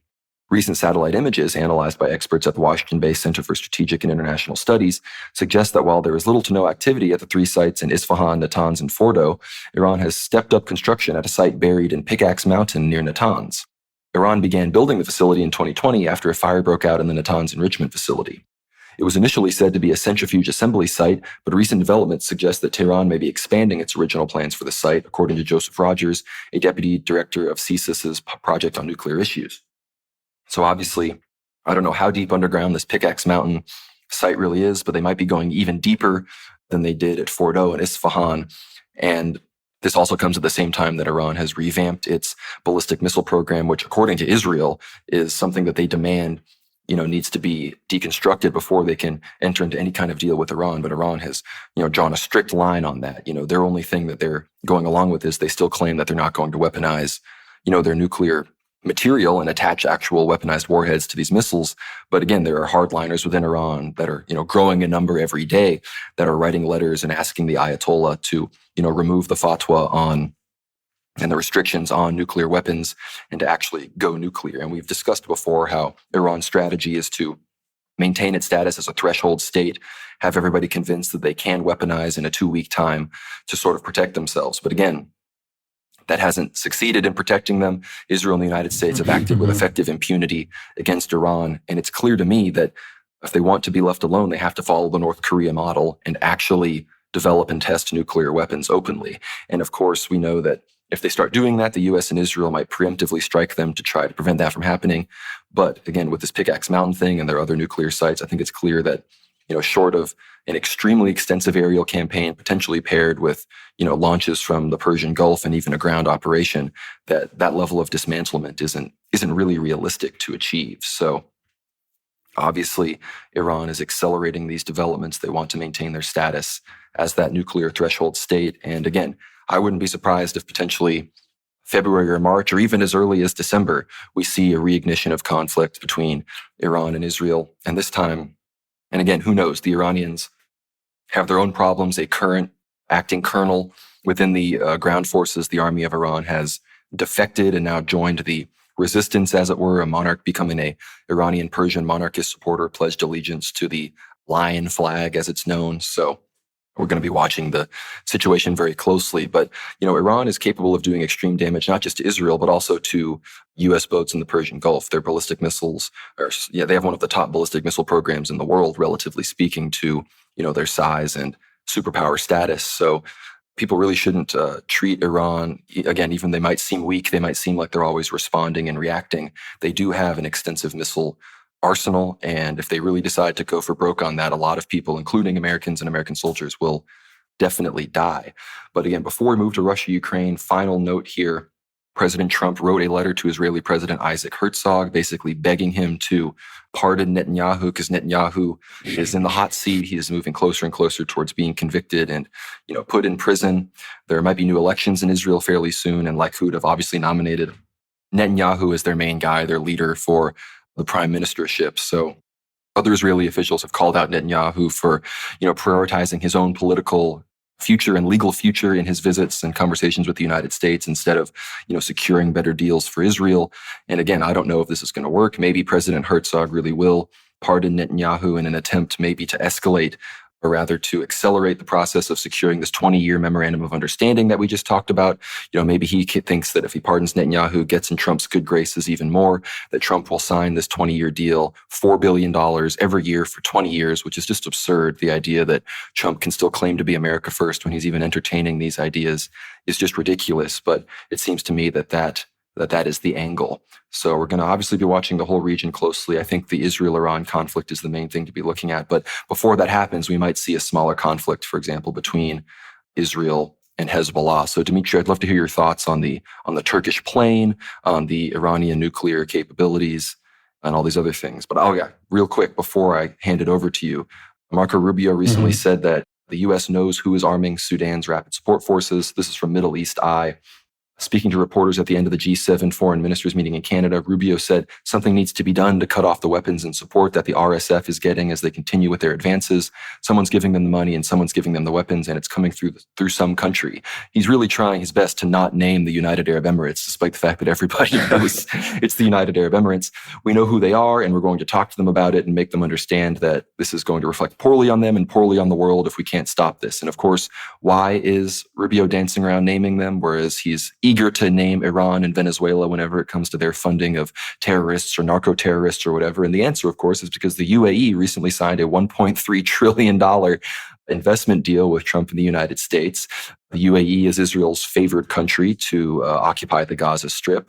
And the UAE was the first real Islamic country to sign the Abraham Accords. So the UAE is probably second only to Israel, the United States' favorite Shabbos Goyim country in the Middle East. So they're trying really hard not to alienate them. But the situation in Sudan is really getting out of control. There have been massive RSF massacres. They kill hundreds of children on a very regular basis. Rubio said the war in Sudan, which has killed tens of thousands of civilians and has displaced 13 million people, had been discussed multiple times with multiple countries at the G7 meeting. I can just tell you that at the highest levels of our government, that case is being made and that pressure is being applied to the relevant parties. So accordingly, behind the scenes, the UAE is being pressured. I don't want to get into calling anybody out at a press conference because what we want is a good outcome. This needs to stop, which is just hilarious considering how readily speaking, how easily American authorities, name drop Iran, Venezuela, China, Russia. Rubio did not name the UAE as the main sponsor of the RSF, which has been at war with the Sudanese armed forces since April 2023, and which he said had committed systematic atrocities, including murder, rape, and sexual violence against civilians. But when a reporter mentioned that the UAE was supplying the RSF with Chinese drones, he mentioned the role of the Quad, a diplomatic initiative comprised of the US, Saudi Arabia, Egypt, and the UAE, who are tasked with addressing the Sudanese conflict.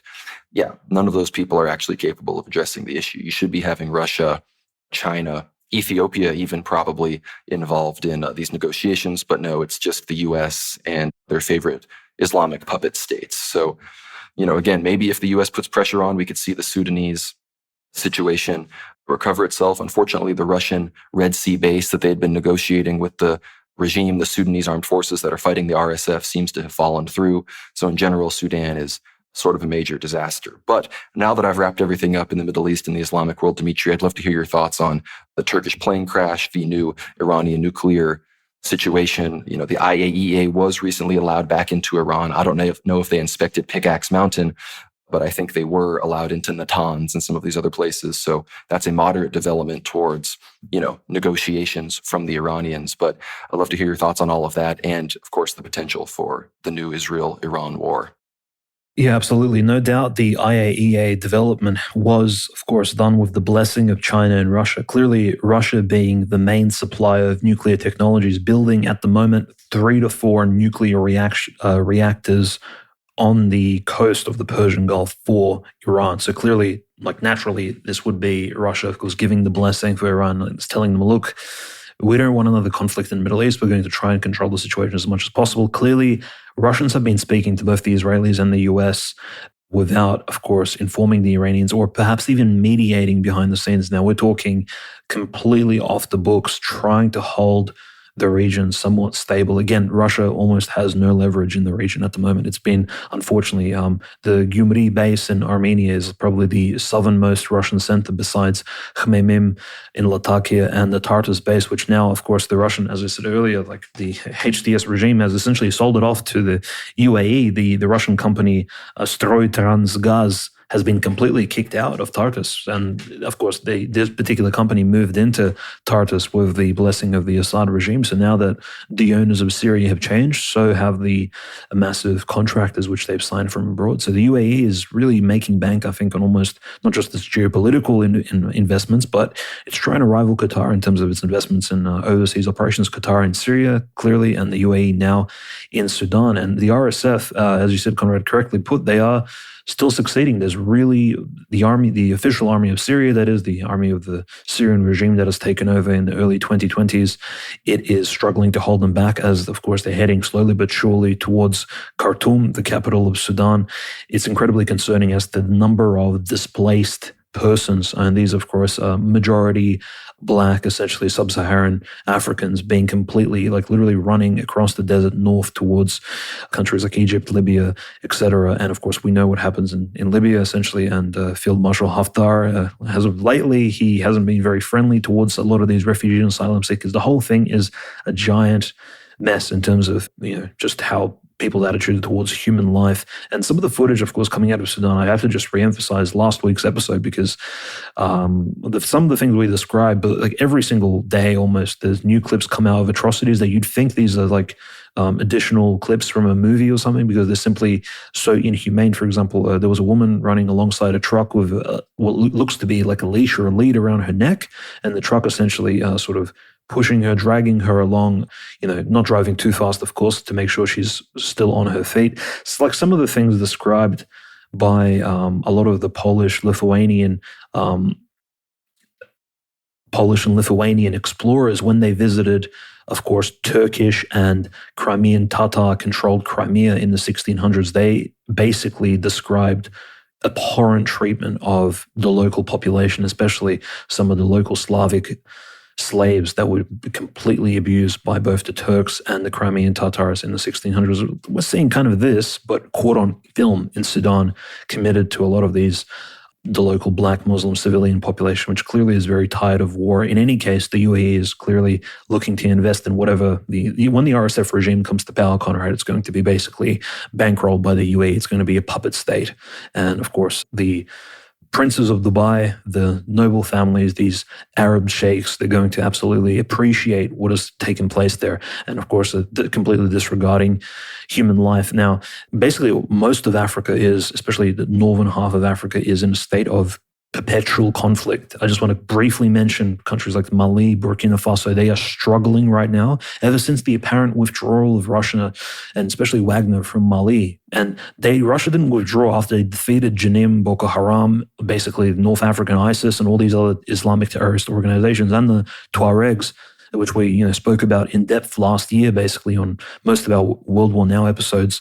No, the actual oppositionary forces to the official Mali government and in the Sahel and Burkina Faso. There was a recent interview from Ibrahim Traore, the president of Burkina Faso, where he describes basically that these terrorists, they're not just, it's not just the caricaturish use of AK-47s and wearing turbans. No, they are operating drones with explosives and they're launching them at police officers, at essentially law enforcement, and of course military bases, checkpoints as well, checkpoints checking for ISIS suicide belts, for example. So the cars are being stopped, and obviously the checkpoint is stationary, and the terrorists literally fly a drone into the checkpoint building, killing whoever's inside, the secretaries, the actual military staff themselves. So the absolute disaster that's taking place in Africa all over the place, with, of course, the US's allies standing behind all of this, clearly. And we know ISIS, unfortunately, was literally spread like a biological and ideological spiritual plague by America from even prior probably to the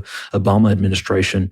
And now it's used essentially as a weapon to attack BRICS allies, the Sahel Belt Alliance, which is so weak and young. It's still in its infancy, but it's going to be, of course, killed like so many of the Gaza children in Palestine. They want to strangle this alliance as well and not allow any sort of opposition to the unipolar Zog world that is now, still looming large, I think, over us all. And, just one thing also to consider, Conrad, we spoke about like Nigeria. Nigeria is still, obviously, Marco Rubio continues to bring this up, but Nigeria, just for consideration, why does the Trump administration care so much about Nigerian Christians and signals about them? And obviously, who knows what kind of mineral considerations there are in, because the talk always comes down to minerals for whatever reason during these first 12 months of this new 47th president situation. It's the Christians in Nigeria. I just have to re-emphasize this. The reason they're spoken about more so than the Christians in the Levant is because they are very Zionist in terms of their understanding of theology. And this is the dispensationalist false theology, which people like Jay Dyer have been, of course, debunking on X so actively and on his YouTube videos. Unfortunately, very, very good proportion of Nigerian Christians. And Nigeria being a British colony, like in some ways you can't blame those Christians for being influenced by essentially the British Empire, which was unfortunately a Masonic Zionist puppet state. So you have 18.9 million Catholics in Nigeria, then you have 18 million Anglicans. And we know the Anglican Church at the moment is literally led by a female archbishop. Need I say more about their position on, for example, dispensationalism and other, ethical, moral issues, let alone theology, right? So this is completely bankrupt. And of course, 6 million Baptists and other Protestant sects and denominations. The Orthodox Church in Nigeria is very, very small, and it's still, of course, growing as the African people are finding out about Christianity. But this is why you will maybe hear about Nigerian Christians a lot more, because these are people who, of course, will never, these are almost like, unfortunately, for lack of a better term, African versions of evangelicals, and probably not as radicalized, but this is just one of those pretexts that the US and, of course, its allies may use in the future in order to bring peace to northern Nigeria, which is majority, of course, Muslim operated. And that's not to, of course, downplay the constant killing of Christians and innocent people in northern Nigeria by Boko Haram and its Islamic extremist allies. No, it's been happening actually every single year, as I said on our previous episode of World War Now. It's just only in 2025 is it convenient to bring it up, similar to Cartel de las Solas, which, there were papers published on it a decade ago, but, the ties to the CIA now are conveniently hidden. Suddenly it's coming up in Fox News, etc., almost as if they're signaling to us as to, here is what you should be paying attention to. This is the pretext we require in order to strike at this foreign country or to get involved. Incredibly, obviously contentious and concerning. Now, the plane crash, Conrad, I think very interesting is because it fell just to the east of Tbilisi. It was obviously flying over that tripartite region of, you have Azerbaijan, of course, bordering the Caspian Sea, Georgia, Georgia, and Armenia. Now, this is almost exactly the same region that President and Saeed Raisi, his helicopter crashed. And that was, of course, a huge tragedy for the Iranian people, which led to the Iranian election. And then, of course, Dr. Pezeshkian was elected. Now that still is unexplored. A lot of significant people seem to be dying in this particular region of the world.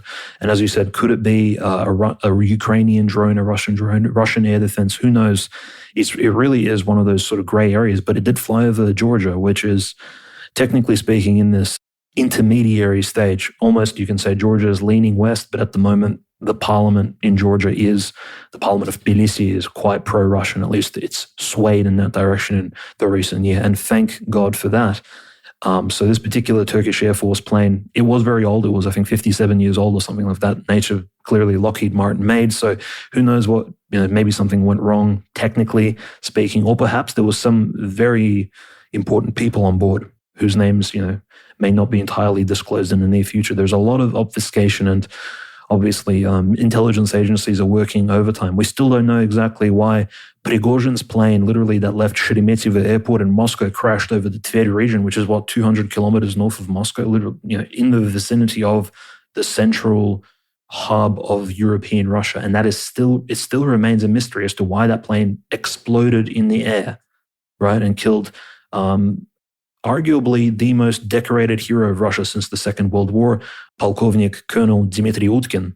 So just to consider that, right? So a lot of people seem to be dying under mysterious circumstances, and we as regular journalists, we as regular civilians who aren't, of course, welcome into the halls of power like certain rabbis in some countries or, these alleged pedophiles now, based on some of these emails, we don't get to know why exactly these people have been put on the list of the Talmudic Grim Reaper that is now striking out and lashing out. And it's very concerning, of course, Conrad, that the agitation of Iran, the potential changing of sides, or the Russian presidential administration really shifting itself, right? Ever since, I would say, Anchorage, Alaska. Keep in mind, the man who set up Anchorage, Alaska, I just want to point this out, Kirill Dmitriev, right? Not only has he been spreading QAnon fake news on X, right, which we know is basically an FBI, CIA psyop, right? QAnon is completely false.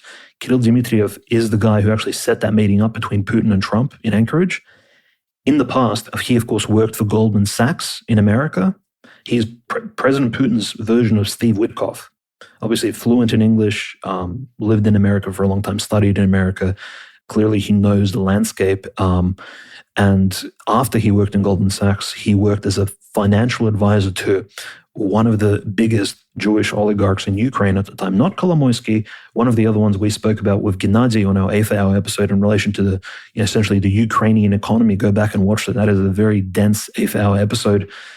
He worked for Viktor Pinchuk, one of the, of course, people who funded Ukrainian politics at some point in the early 2000s. So this is Kirill Dmitriev. This is Putin's go-to guy to communicate with America. And we know Steve Witkoff's not necessarily clean himself, but it seems like in order to conduct yourself in foreign policy in the 2020s, you really need someone who knows how to communicate with top-level members of the Talmudic community. That's like a prerequisite for diplomacy these days. Very concerning, of course, disgusting. Of course, years down the line, if we survive all of this, we'll be looking back, I think, with certain feelings of disgust. In any case, of course, Kazakhstan has officially joined the Abraham Accords. You may be asking, why is Kazakhstan joining the Abraham Accords? If correctly put off air, Conrad, it already has recognized Israel. There's a Kazakh embassy in Israel. Abraham Accords were essentially for countries like Bahrain, Saudi Arabia, set up by Jared Kushner in order to normalize Israeli Arab, Middle Eastern relations. And of course, even Azerbaijan has, of course, signaled that it would join the Abraham Accords, but it hasn't done so at the moment. So it's very interesting that Turkic countries that we know, and we know Kazakhstan still identifies as this Turanian Turkish belt nation. Why? Because it recently, just this year, allowed for Turkey's largest gas and oil corporations to begin exploring new essentially sites of fossil fuels and energy exploitation sites on its territory. This is Turkish energy. And of course, SOCAR, we know, operates in some regard on the Caspian completely freely. This is, of course, SOCAR, as we, it's an abbreviation for the state oil company of the Azerbaijan Republic. So just for reference, the reason why SOCAR isn't really called out by Russia is because there is a theory that Russia continued to trade its oil through SOCAR under, of course, just basically sticking SOCAR labels on Russian crude oil and selling it off to Europe. So Azerbaijan basically knows, and it's collaborated with Russia in order to sell Russian energy to the rest of the world, bypassing those 30,000 plus completely unjustified sanctions placed on the Russian Federation during its special military operation. I wonder, Conrad, how many nations will sanction America when Operation Southern Spear commences? Every nation is allowed to have a special military operation and allowed to act within its geostrategic vicinity, except Russia. And I think we know why. And, just transitioning to that, Tokayev recently, actually at the moment, Conrad, he's literally close to you somewhere, near Moscow, near the center of Moscow.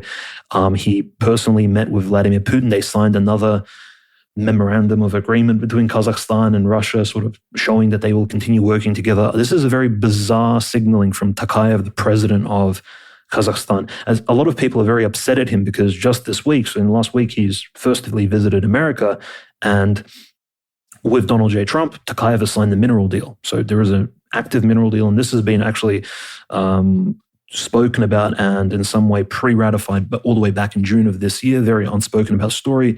Kazakhstan is actively collaborating with the West, and we're talking about militarily. Of course, Kazakh officers are now at the moment training in the UK, and the UK, by the way, is being, for whatever reason, by the Russian media, and the Russian media is at least 51% of it, so a certain majority is controlled by Jews, unfortunately. So we just have to put that out there. Most top Russian journalists are Jewish, and for whatever reason, they do frame things in their own specific ways, even though they may portray themselves as Russian Federation patriots, which we know they aren't. They have double standards, just like in America. This is something that's commonplace. They are essentially counter-signaling to Tokayev, saying, how dare he collaborate with America? And it's all incredibly concerning. Why? Because in some way, Kazakhstan is that future frontier potentially for, I would just say, the Russian world, so to speak. And the reason why the signing with Putin is, I think, not the signing of the agreement between Tokayev and Putin is not really consequential is because Kazakhstan is already a member of the CSTO. And yes, the CSTO has begun collapsing recently because of the Azeri-Armenian conflict. However, Kazakhstan received active CSTO assistance during the apparent coup attempt. Well, essentially, there was, I think, a behind-the-scenes coup in January of 2022, well, a month before the SMO, when Russian special forces landed essentially in a Kazakh airport because the CSTO was essentially signaled, and the Russians were there to peacekeep right around Astana to make sure things were satisfactory and there wasn't essentially a revolution happening in Kazakhstan. So Kazakhstan already has technically a defense alliance with Russia.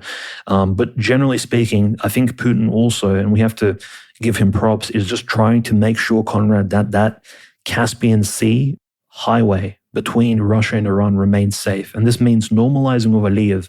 This means going on concessions with Georgians, with Aliyev, with Tokayev, in order to retain that one ally that Russia still has in the Middle East, which is Iran. Because the Caspian Sea is a very convenient, and you can almost say a cheap way of transporting goods and, of course, transporting equipment. And in the future, hopefully, this lifeline, the umbilical cord between these two Aryan countries, which are now seemingly, at least on the face of it, opposing the tyrannical sort of New World post-Cold War order. But what's interesting as well is, of course, the investment that the Iranians have provided via the Caspian. That is, if you go up the Caspian through the Volga near Kazan, there is a Shahed drone factory which the Iranians constructed for the Russians. So it's not just the Russians have received, drones being sold to them. No, the Iranians have been building military infrastructure for the Russians on their own territory via the Caspian. So this is how important this particular region is, and probably why President Putin is maybe closing his eyes on some of this weird signaling by Tokayev. In any case, moving on to sort of the front lines, because all of this is leading into massive escalations in Ukraine. There's a lot of desperation on the side of Zelensky, clearly requesting more and more aid. And the US, in some capacity, at least in the last few months, has really slowed down in terms of providing aid. In fact, on paper, not much aid at all has been provided. It's just been residual sort of remnants of what the Biden administration was dumping into Ukraine over and over again. We have Europe taking the majority, paying for the tab, paying the bills here at this particular restaurant, or you can almost call this the vampiric feast taking place in Eastern Europe, as the Russians, of course, progress, despite all the additional assistance that the UK, for example, is providing. Like one of those, of course, technologies, which is quite a surprising one, and the Russians have for the first time seen one of these things destroyed. It's burnt on the side of the road, and you cannot mistake it. It literally has like a British flag on it. It's a Raven Sam air defense system. So this particular machinery was trying to hide itself in essentially what looks like a forest or a brush as it was driving carefully on the side of the road, and the Russians hit it with most likely a long-range missile strike, destroying it. And so this active modern air defense systems, which they're destroying. The claims are, of course, that the Russians are trying to take out those Ukrainian air defense systems that, of course, are causing such problems in terms of shooting down Russian planes. There aren't any reports on how many Russian planes have been shot down, but the Russians have been using the Air Force more and more actively. Like, this is the year of the Air Force in terms of Konstantinovka being bombed long range. We know there's literally an elephant graveyard-style graveyard for machines, tanks, troop carriers outside of Pokrovsk, that is northwest of Pokrovsk. There's apparently hundreds of burnt-out vehicles. This is, of course, Russian drone forces, long-range Air Force strikes. The Russians have actually been really pushing the gas pedal. And the biggest, development just in the last week, since the previous episode, since our last military geopolitical analysis of the front line in this particular heartland of Russian Orthodoxy, was Mirnograd. So this is, of course, slightly to the northeast of Pokrovsk, which the Russians have more or less secured entirely. Mirnograd, although connected to Pokrovsk technically via houses, villages, and suburbs, is the last stronghold for the Ukrainians. There's a very interesting development wherein there's at least 5,000 to 10,000 Ukrainians. We don't know the numbers exactly, but there's at least several thousand Ukrainians trapped in Mirnograd, and there hasn't been a signal for their surrender yet. In fact, Syrskyi, apparently the chief commander of the Ukrainian armed forces, is basically telling them, at least theoretically speaking, is telling them to hold their ground. And the bottleneck leading to the northwest out of Mirnograd in order to release them is so small and patrolled by hundreds of Russian drones. So there's no way these Ukrainians can get out. Naturally, the best solution for them would be to put down their arms and simply surrender, because they've been caught in a cauldron with essentially a few kilometers strip of territory just in the northwest, through which obviously it's just the bait. It's drawing them out of the buildings in order to destroy them out in the open. As they haven't yet surrendered, they are still potentially military targets. Some of the footage is absolutely insane. And the Russians are, of course, high in spirit, despite being extremely tired from the conflict is moving into its fourth year, and there really hasn't been that many rotations. So the Russians are, in fact, also experiencing a level of fatigue. There's no doubt. All the interviews of Russian soldiers that we've seen, they have shown that these Russian soldiers have been on several rotations each, and the conflict there is no end to it. And Marco Rubio recently, Conrad, interestingly enough, and this is obviously Zelensky would probably be extremely angry at this. Marco Rubio, as a representative of the Trump administration, he clearly outlined that the Russians will not stop at least until they take all of the Donetsk People's Republic oblast back. So he actually said that they're going to take, he didn't name the cities exactly, but what he's saying is the Russians will be taking Pokrovsk, they'll be taking Konstantinovka, Mirnograd, Slavyansk, naturally, the classic, and of course Kramatorsk, and all the other cities, villages therein, Liman included, in between. And once all of these are taken, I think that's when the Trump administration will be really trying to get the Russians to back down, maybe have a temporary ceasefire arranged.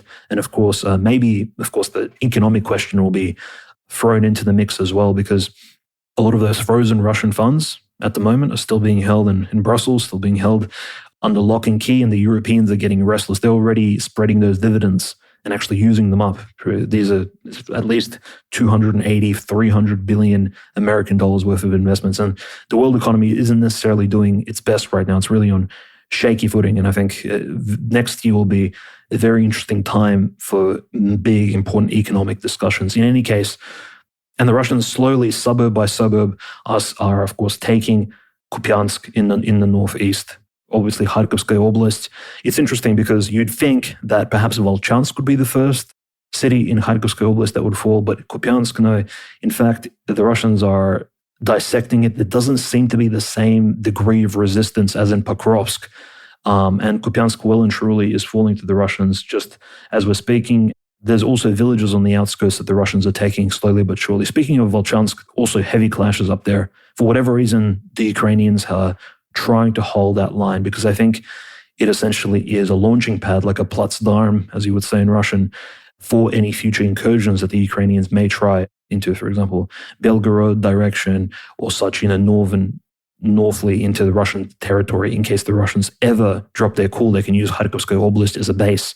But speaking about all these major cities like Kharkov, Lvov, Kiev, huge blackouts, right? Russian Kinzhal, Iskander, a combination actually of strikes, and Giran, those Iranian drones being produced via the Caspian and the Volga River, they're striking at essentially Ukrainian key energy hubs all at once. So you have drones flying in, essentially distracting the Ukrainian air defense systems. And then you have, of course, the Iskanders hitting their targets. Iskanders, of course, fly up to 500 kilometers. They're very, very fast. They don't fly very far. You have the Russian version, of course, of the Tomahawks, that is the Kalibr missiles, flying 1,500 kilometers. But again, not with the same speed as an Iskander, trying to hit their targets. And naturally, the most precise Russian weapon that's being used, this is the Russian cherry on top of the cake. And when that hits the facility, naturally, things really go offline. It's the Kinzhal hypersonic missiles, right? So these are the semi-cross-continental, very, very fast missile strikes. What we're seeing in Ukraine, Conrad, naturally, we're approaching winter, so almost middle of November here.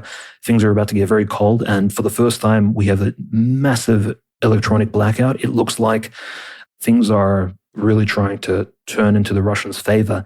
And for whatever reason, and look, again, I'm not sure what Zelensky and his administration is thinking, but they've officially declared that they have exited the Russian-Ukrainian peace talk dialogue, even though we've admitted on previous episodes, based on the news stories, that Medinsky and Umerov, the two spokespersons for each side respectively, they haven't communicated actually in like weeks officially, and they've themselves admitted that. So the peace talks have already somewhat disintegrated over time. It's just now officially Ukraine has exited the peace talks, and who knows what kind of provocations will come out of this. The Ukrainians, by the way, are claiming that now that the Russians have struck with a combination of missiles and drones, almost every single energy facility over the country, especially those supplying the civilian population.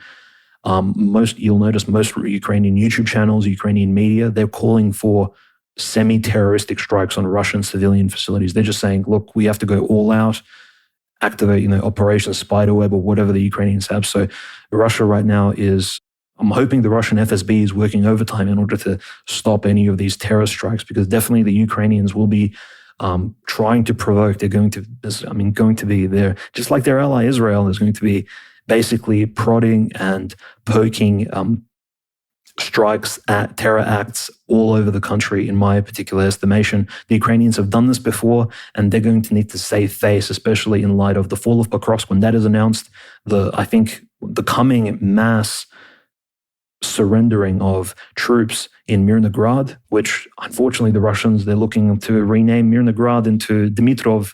And the reason why Dmitrov is a little bit cringe, but mind you, this is a Soviet city, right? So with all due respect, it doesn't really matter what the name is, but Dmitrov is named after Georgy Dmitrov, a Bulgarian communist, one of the men who actually allegedly in 1933, February, apparently participated in the burning down of the Reichstag. It's an interesting sort of history. So Georgy Dmitrov was on the Reichstag Third Reich trial, actually. I think he got away. He wasn't punished too incidentally, but then he became a big Bulgarian communist, and Mirnograd was named after him. So it's the most crazy story in any case. But, this is how history sort of coalesces in these basically war fields that have seen conflict exactly 80 years ago during the Second World War. So it's completely massive. The Russian gains are undeniable. Every single Ukrainian Telegram channel, Conrad, is coping extremely hard. They're saying, well, guess what? Pokrovsk didn't matter at all initially, even though in 2024, they said Pokrovsk was invincible, it was indomitable, that they would never take it. It's not like Bakhmut and Avdiivka. And now that they're claiming, of course, absurd things. They're claiming, well, the Pokrovsk population was 60,000, right, during its heyday in the early 2010s. And the Russians have lost more soldiers than the population of Pokrovsk itself. So they're claiming over 60,000 Russians have died during this siege, which is completely absurd. I mean, no doubt thousands from both sides have fallen during this particular siege, but these particular gigantic claims of losses are, I think, completely exaggerated. Even the footage we have doesn't account for that. And unfortunately, I think for the Ukrainians, their command really doesn't care about their health and well-being. We saw that recently, of course, with the meme-like treatment of even Angelina Jolie's Ukrainian bodyguard. Like, they just stuffed him into a van and tried to kidnap him. Like, these people view like, if you're a male over the age of 18, you're basically a human cannon fodder. And even if you're in some way incidentally related to a, Hollywood celebrity like Angelina Jolie, that's just an anecdotal example of how they treat men. In some ways, this is like misandry at its finest. Maybe there's a feminist angle to analyze all of this in the end, but certainly we won't be doing it. We're seeing more and more reports. Even Friedrich Merz, the Chancellor of Germany, is saying that Ukrainians need to return to Ukraine and they need to go where they're needed to fight. We've seen videos of confrontations between Polish people and Ukrainian refugees on trains, public transport. So a lot of Europe, I think, is getting a bit fatigued with dealing with the Ukrainian issue while still trying to maintain this major anti-Russian attitude as their economies continue to crumble and the energy prices continue to rise. As far as the future of negotiations are concerned, this is from Kyle Anzalone. It says Russian presidential spokesman Dmitry Peskov explained that the Kremlin is still open to a negotiated settlement to the war in Ukraine. A Russian diplomatic source said that a second summit between President Vladimir Putin and President Trump is necessary. Given the lack of an opportunity to continue negotiations, we will certainly proceed with the special military operation to achieve the objectives set by the Supreme Commander-in-Chief and the President Vladimir Putin, Peskov said on Thursday. He continued, Russia is open to settling the Ukrainian conflict via political and diplomatic means, but with the lack of such an opportunity when the doors of this have been slammed shut by the Kiev regime, we continue with the special military operation. Peskov made the remarks as Russian forces have made significant gains in Donbass in recent weeks. Russian soldiers have seized Ukrainian village across the front lines and have nearly taken control over multiple key cities in the region. Of course, we've heard about all of the outskirts of Zaporozhye continue to be taken as well. Obviously, the Russians are, hesitant to storm into the city proper, but if you saw this map, we posted it on the World War Now Twitter and elsewhere recently, even though Pokrovsk and these places have been the main areas of battle and, the main casualty points, the most of the gains actually occurred in southern Donetsk and northeastern Zaporozhye. There were extensive gains there as the Ukrainians were, tied up elsewhere, as it were. So we're obviously watching all of this very closely. The Ukrainians are still begging for those Tomahawk missiles. It doesn't seem like Trump is willing to give those up. The Ukrainian grid has also been extensively dismantled recently because the Russians, again, in the past, they had been reticent to strike a lot of these key infrastructure points because I think the idea is they don't want to have to rebuild them when they do take over some of these regions. Mm-hmm. But alas, they've realized that the war isn't going to go down that easily. So they're going to have to expand it to, slowly but surely they expand the scope of total war and hit more and more of these centers. And I'm really hoping that eventually we will see another battle for Slavyansk, where the Donetsk Canal can be freed and the people of Donetsk, the city, can have access to consistent, clean running water as opposed to the rationing that is going on right now. Of course, we did recently see the Kazakhstan-Russia deal that was recently signed. Kazakhstan really playing both sides, as it were. They joined the Abraham Accords, which was a bit silly considering Kazakhstan already recognizes Israel and has an embassy there. But they also signed this big deal with Russia. Apparently, Turkey and other countries are starting to ration themselves off of Russian oil and, use Kazakhstan as one of these things. So potentially Russia was trying to secure these deals with Kazakhstan so that they could still cash in on, these countries that are taking their energy and getting their energy directly from the Kazakhs. I'm here in Moscow and driving around, visiting things, talking to people, having meetings and whatnot. I see that the Kazakh flag is on all the light posts next to the Russian flag. So clearly it was a big official welcome for Tokayev and the Kazakhstan representatives that came here to work out the deal of those negotiations.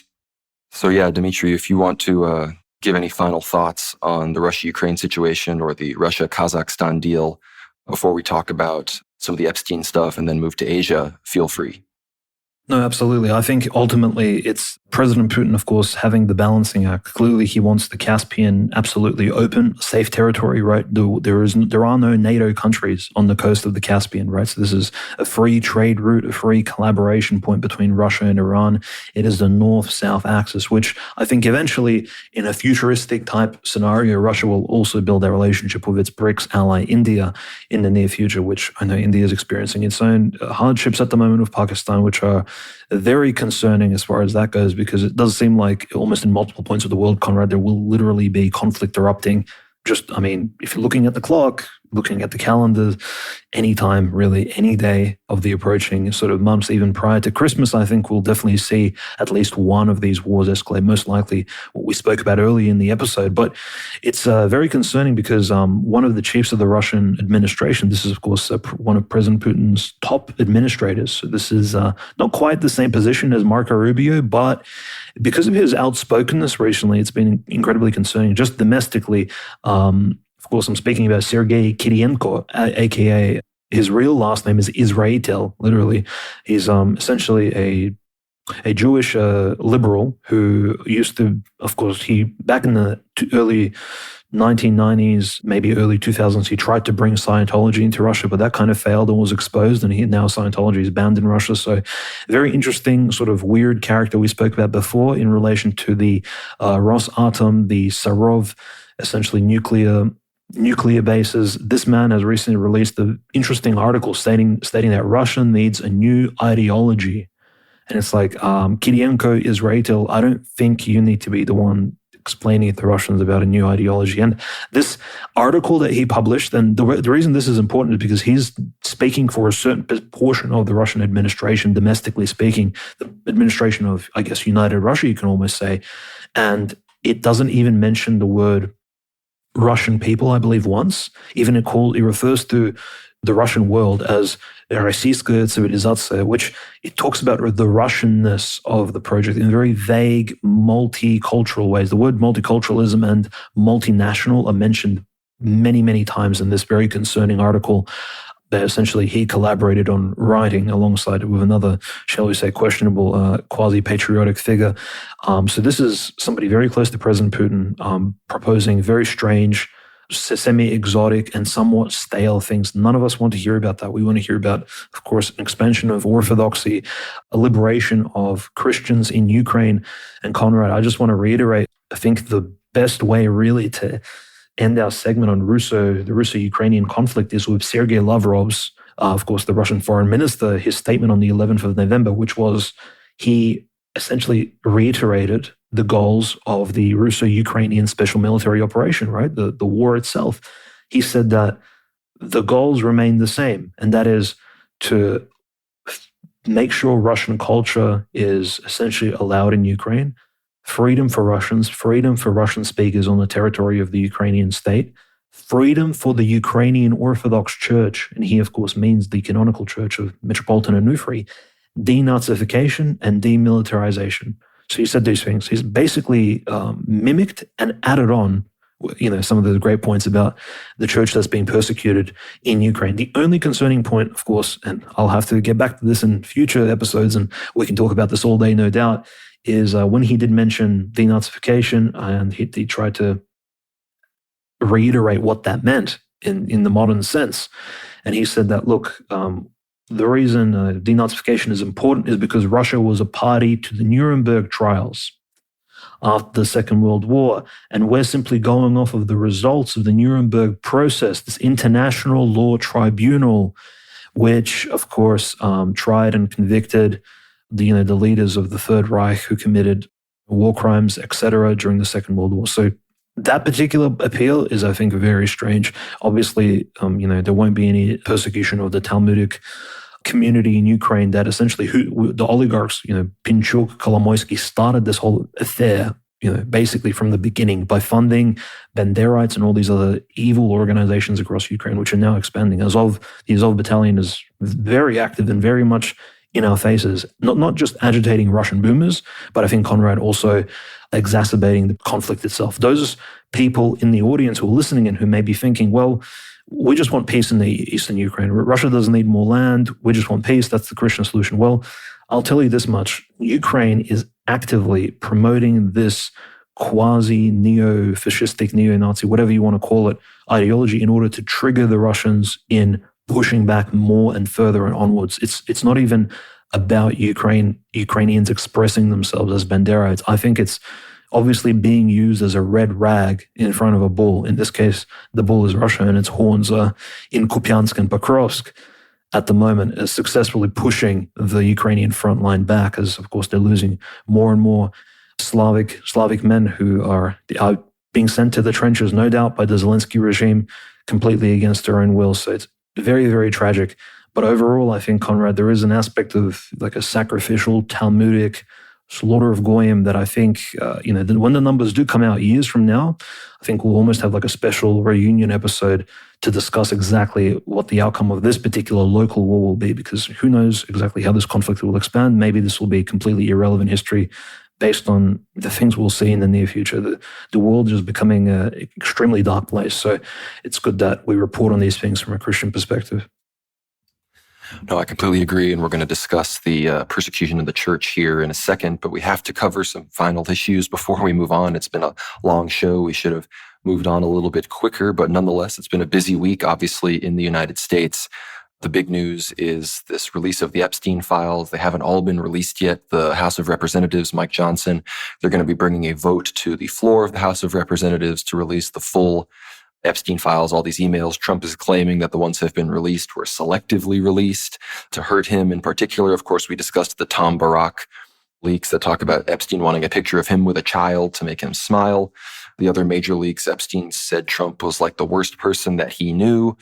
There's some emails talking about how people didn't want to accidentally run into Trump at Epstein's house. Epstein explicitly says that Trump knew about the underage girls, and that was why he asked Ghislaine Maxwell and others to stop poaching young girls from Mar-a-Lago. We know that Virginia Giuffre, who recently supposedly committed suicide, but in reality was obviously killed by the Epstein network, she was one of those girls that Ghislaine recruited from Mar-a-Lago. So it's really not looking good for Trump. They're trying to call all this a Democrat hoax and all these other things, but it doesn't really matter what else comes out. It's not like anything else that comes out would somehow refute the things that have currently been released. So, of course, there obviously is all of the exposés of Ehud Barak. Some of the leaks talk about Prince Andrew and how they were basically threatening Buckingham Palace with a lot of the stuff that have caused Prince Andrew. I mean, he recently renounced all of his royal titles out of shame for the Epstein situation. So it's a very unfortunate development for Trump. Obviously, I'm not particularly surprised. This also makes it clear that that birthday letter when Trump wrote to Epstein about how, here's to our little secrets, all this like really weird hinting at, maybe some illegal seedy activity going on, that was probably real based on this evidence that we've seen recently. There were several other people, Democrat-connected lawyers, that got exposed in all of this. It was also confirmed that Hillary Clinton and Vince Foster had a sexual relationship. And for those that don't know, Vince Foster was found in a Washington, D.C. park with 4 bullets in the back of his head. And then it was ruled a suicide. Obviously, it was not a suicide. It's a very well-known D.C. case. It was sort of like the Seth Rich case of the 1990s, where everybody really knew what went down, but the Clintons were able to successfully cover it up. So a lot of deep state actors, including Trump himself, are getting exposed here. I don't know what else is going to come if the rest of the files get exposed, but this comes at the same time where Trump gave his interview to Laura Ingraham, where he says that he supports bringing 600,000 Chinese foreign students into America. That's double the amount that are currently here. And he claims that we need to do it to save the historically black colleges. Doesn't really make any sense to me, but that was his justification. He also doubled down on H-1Bs and needed to bring in Indians because Americans don't know how to do these jobs and won't do these jobs, which again is also a total lie. If you were willing to train Americans, white Americans can do pretty much any job you want them to. You just have to train them and actually pay them a fair wage.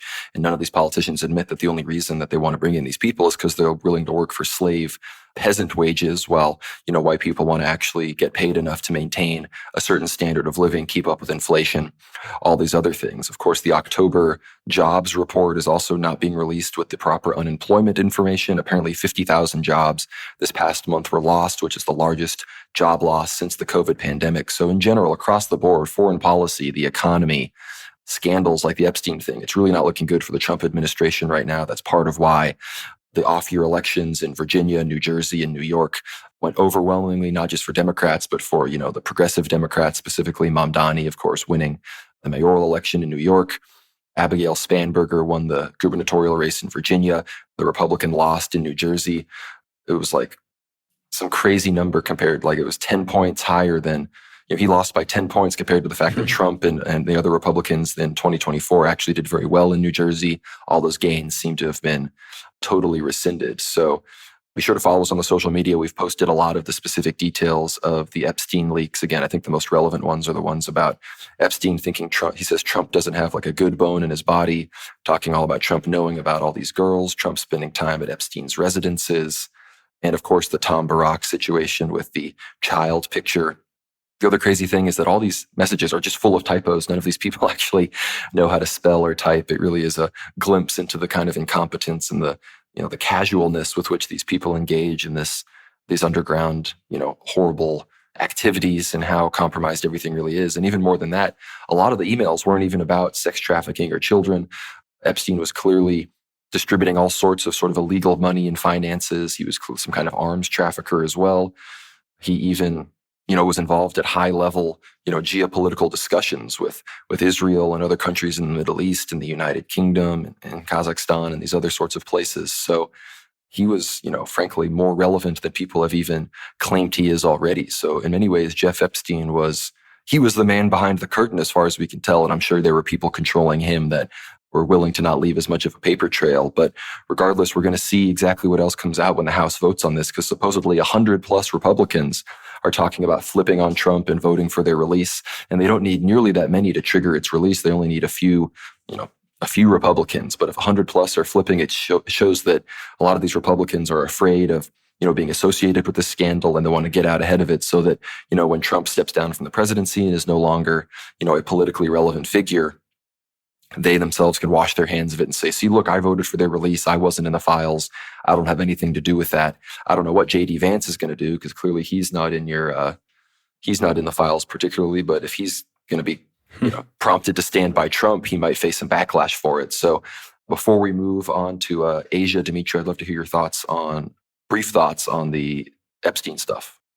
Yeah, I think at the end of the day, Conrad, these particular releases, tens of thousands of emails, it just speaks to the internal corruption within American politics, massive demoralization for the general populace who are trying to pay attention to the foreign policy stories, whilst hearing about Trump saying, yeah, it's a good idea to bring in more skilled migrants from China, right? And he mentions China, even though this is the guy who was demonizing China and almost essentially, well, for better or for worse, crashed the world economy at the beginning of his administration via the entire tariff war, and claiming China are essentially allies of Russia and they're the big baddie in the future. And, we can collaborate with Russia, but never with China. So it's all smoke and mirrors. It's all theater. And I think the regular person, like watching mainstream media, isn't entirely confused. And now, of course, they're seeing people like Tom Barak, et cetera, being involved in all of this.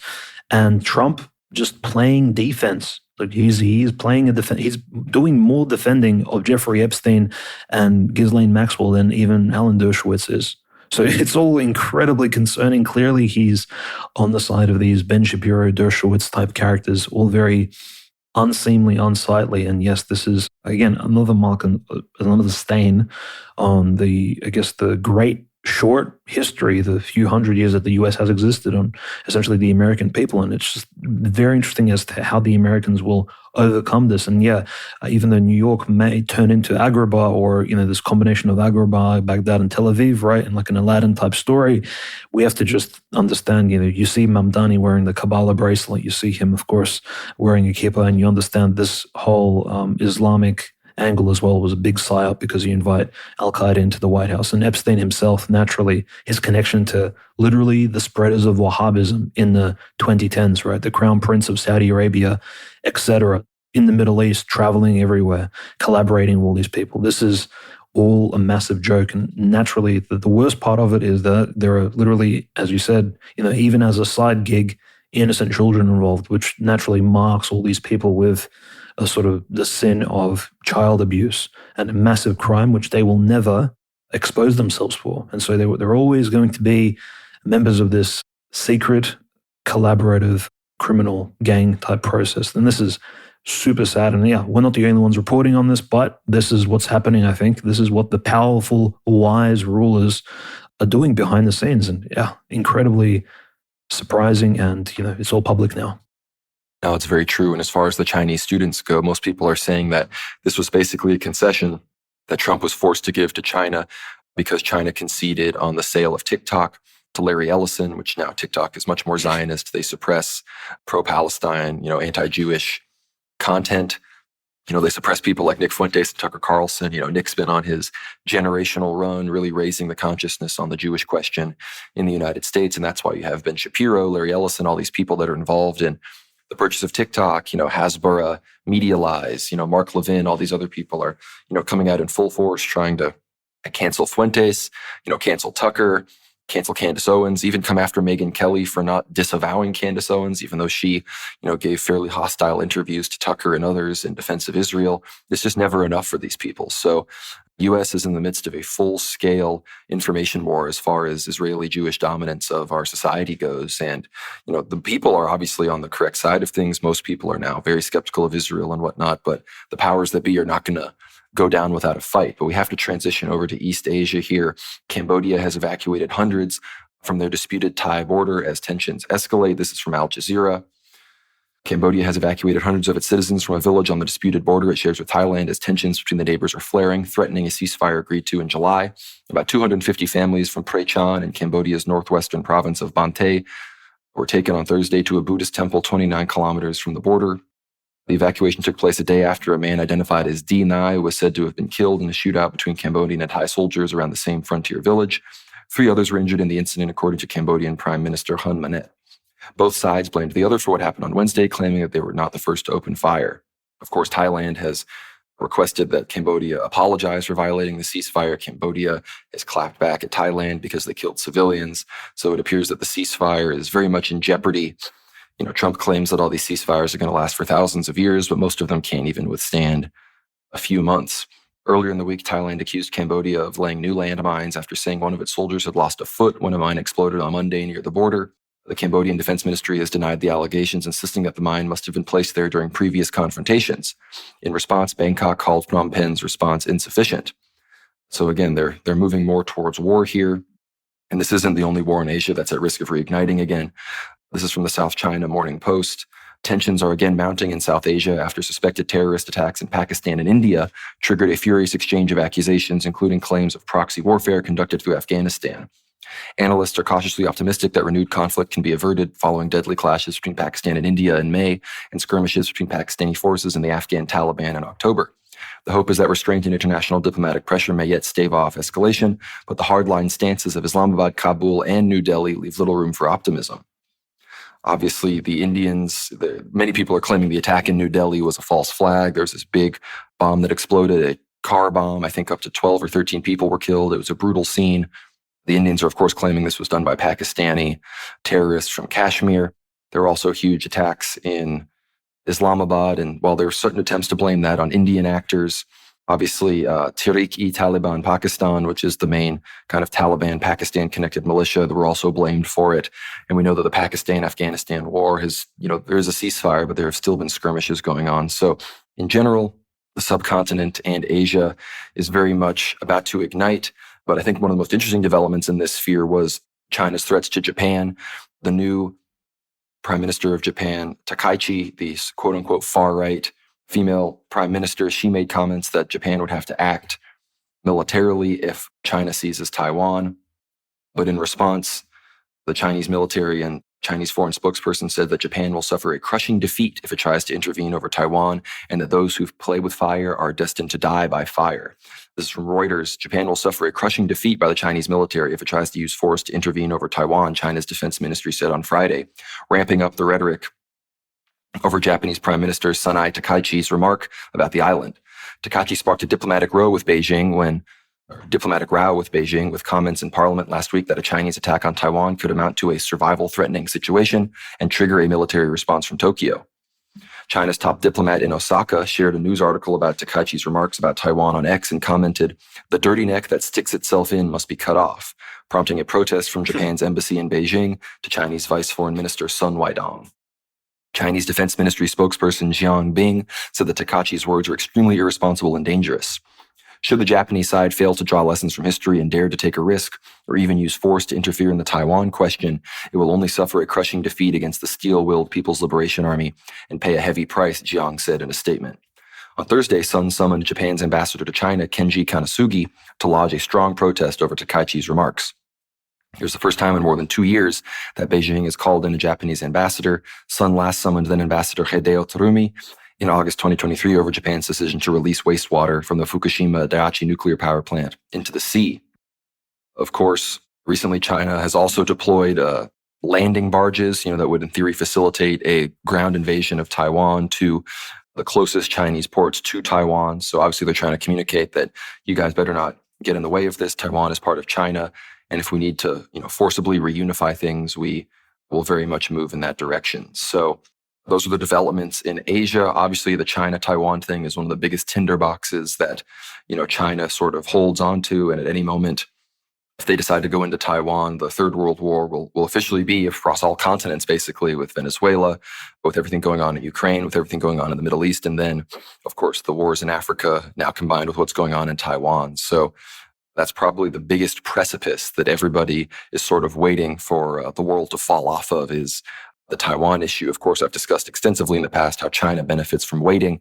There are political forces in Taiwan that could easily be victorious in future elections that want to openly reunify with China. So I think China would much rather wait for that to happen. But as the U.S. continues to send weapons, continue to now adopt strategic ambiguity when it comes to the one China policy, whereas for the past several decades, the U.S. has openly said that, yes, Taiwan is part of China. Trump has sort of reversed that, which again might prompt the Chinese to potentially act in a more kinetic way. So, Dmitry, I'd love to hear your thoughts on any of these three Asian conflicts before we move on to church news. No, absolutely. I think the one I really wanted to focus on specifically in relation to the world going back into a war is, of course, the 5-day war between India and Pakistan.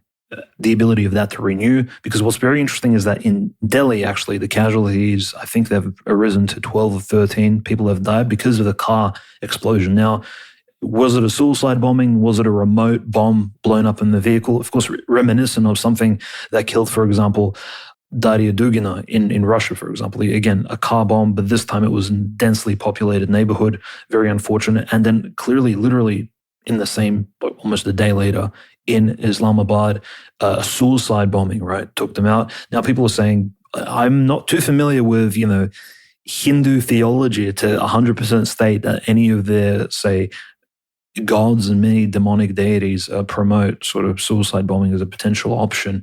But it does, Conrad, very much remind me that, there are many of these rogue, essentially, and, Balochi, not Punjabi, but Pashtun-related separatist groups, and many of them are very, shall we say, well, even ISIS Khorasan is active as well in the region, and they could have conducted this essentially a suicide bombing in Islamabad outside of the court building, which, again, took a very similar number of people's lives. Again, 12, 13 people perished in that, and many more injured.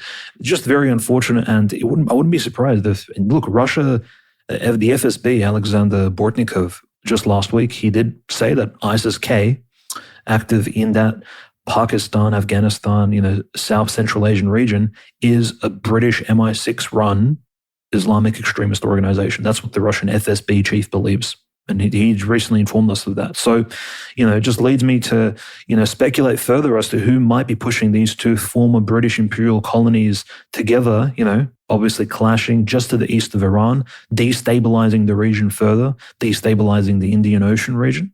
And, what might the implications be long-term for BRICS, for the trade, this south-north axis that I spoke about earlier, if, of course, the region was to stabilize, Central Asia, lots of implications if, God forbid, something really breaks down between these two countries, which are so densely and so heavily populated.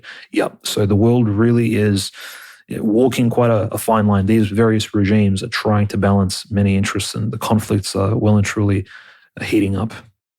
No, it really is a world war now. But as far as church news goes, there have been more details about a Kiev-backed plot to assassinate Metropolitan Tikhon, which apparently was meant to derail Russia-U.S. negotiations. This is from Ortho Christian. Russia's Federal Security Service, the FSB, believes that the Kiev regime's primary goal in planning an assassination attempt against His Eminence Metropolitan Tikhon of Simferopol in Crimea earlier this year was to disrupt negotiations between Russia and the United States on resolving the Ukrainian conflict. According to experts, the main goal of this sabotage terrorist act was to disrupt negotiations between Russia and the United States on the issue of resolving the Ukrainian conflict. At the same time, the Kiev regime was counting on the fact that if the terrorist attack against Metropolitan Tikhon was successfully carried out, the Russian side would be forced to abandon peace talks. The FSB announced that it obtained new evidence against suspects in the case during searches and interrogations conducted on Tuesday, November 11th, in Moscow, the Pskov province, and Crimea, places where Metropolitan Tikhon is served. Investigators conducted searches and interrogations of individuals in the close circle of the case's defendants. The FSB stated that evidence confirming the involvement of Denis Popovich and Nikita Ivankovich in the crimes they are charged with was obtained. Propaganda materials of a terrorist organization banned in Russia were also seized. The FSB first announced on February 28th of this year that it prevented a terrorist attack in Moscow against Metropolitan Tikhon. believed to have been planned by Ukrainian intelligence services. According to the security service, the assassination was being prepared by his assistant, Ukrainian citizen Denis Popovich, and Moscow reader Nikita Ivankovich. The suspects are believed to have been recruited by Ukraine's main intelligence directorate through Telegram. According to security officials, an improvised explosive device was transferred to them through a dead drop in December 2024. The attack was planned to be carried out while Metropolitan Tikhon was in Moscow. The detained assistant Popovich stated the explosives were to be installed in Sretensky Monastery. He said he was threatened with the murder of relatives if he refused to carry out the terrorist attack. After committing the crime, the suspects planned to leave Russia using forged documents. An improvised explosive device and 2 forged Ukrainian passports were seized from them. Apparently, these 2 guys were sort of lifelong friends of Metropolitan Tikhon, and Metropolitan Tikhon is very disappointed and is deeply wounded by the fact that these people were literally threatening and working to kill him. And of course, Sretensky Monastery is one of the main places I go for services. When I'm in Moscow, I'll be there Saturday evening for Vespers. So this obviously would have been extremely horrible. Sretensky Monastery is one of the most grandiose, beautiful monasteries in Moscow area. Their choir is one of the best choirs in the world as far as church music goes. So it would have been a real tragic loss, but it's grateful that this was, of course, prevented.